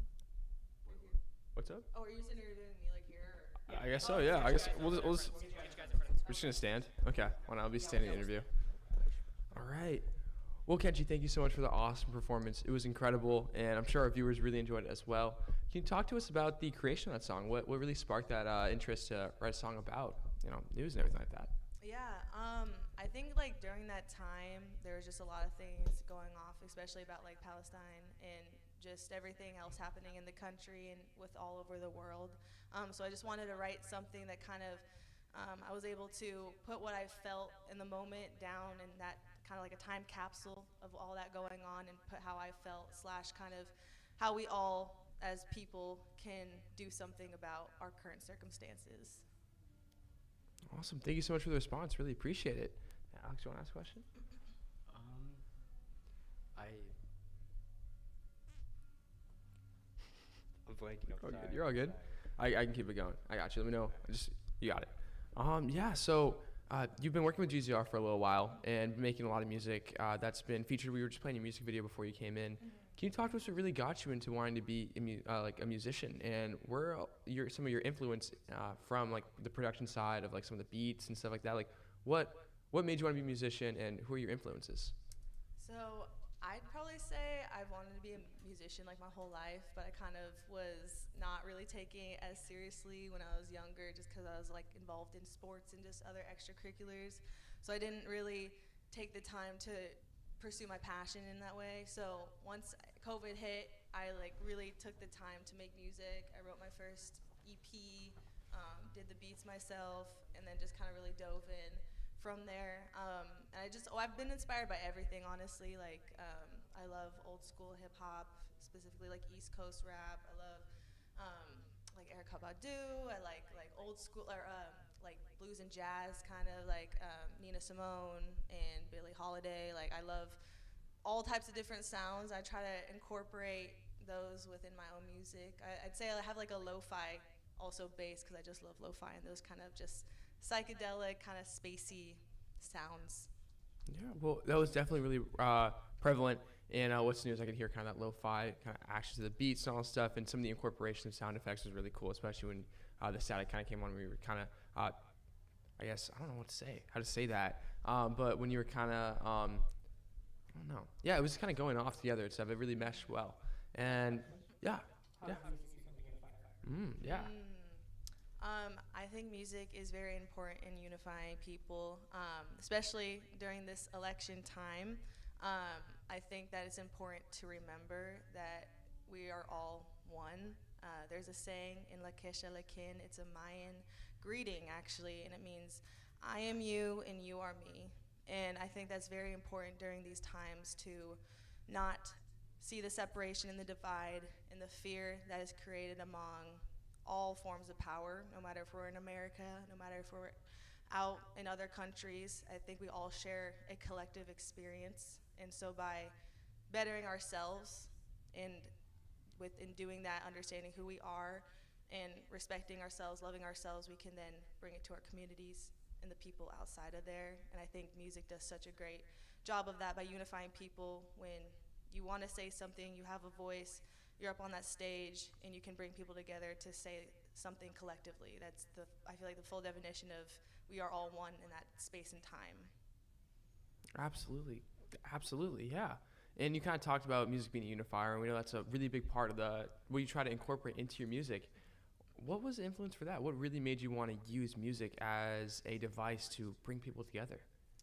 I feel like just kind of seeing all the injustices in many forms just throughout history, and that's why history is so important, because we need to understand where we've come from and where we're going, basically, because it's kind of a blueprint to how our future can be. And if we know the correct history and understand what that is, we can ultimately make a difference within our future generations and see what we want to see, in this reality. Because what they said, separation is the biggest illusion that's ever been created. You could put all the types of lines you want on a map and separate people however you want, but at the end of the day, we all want the same things.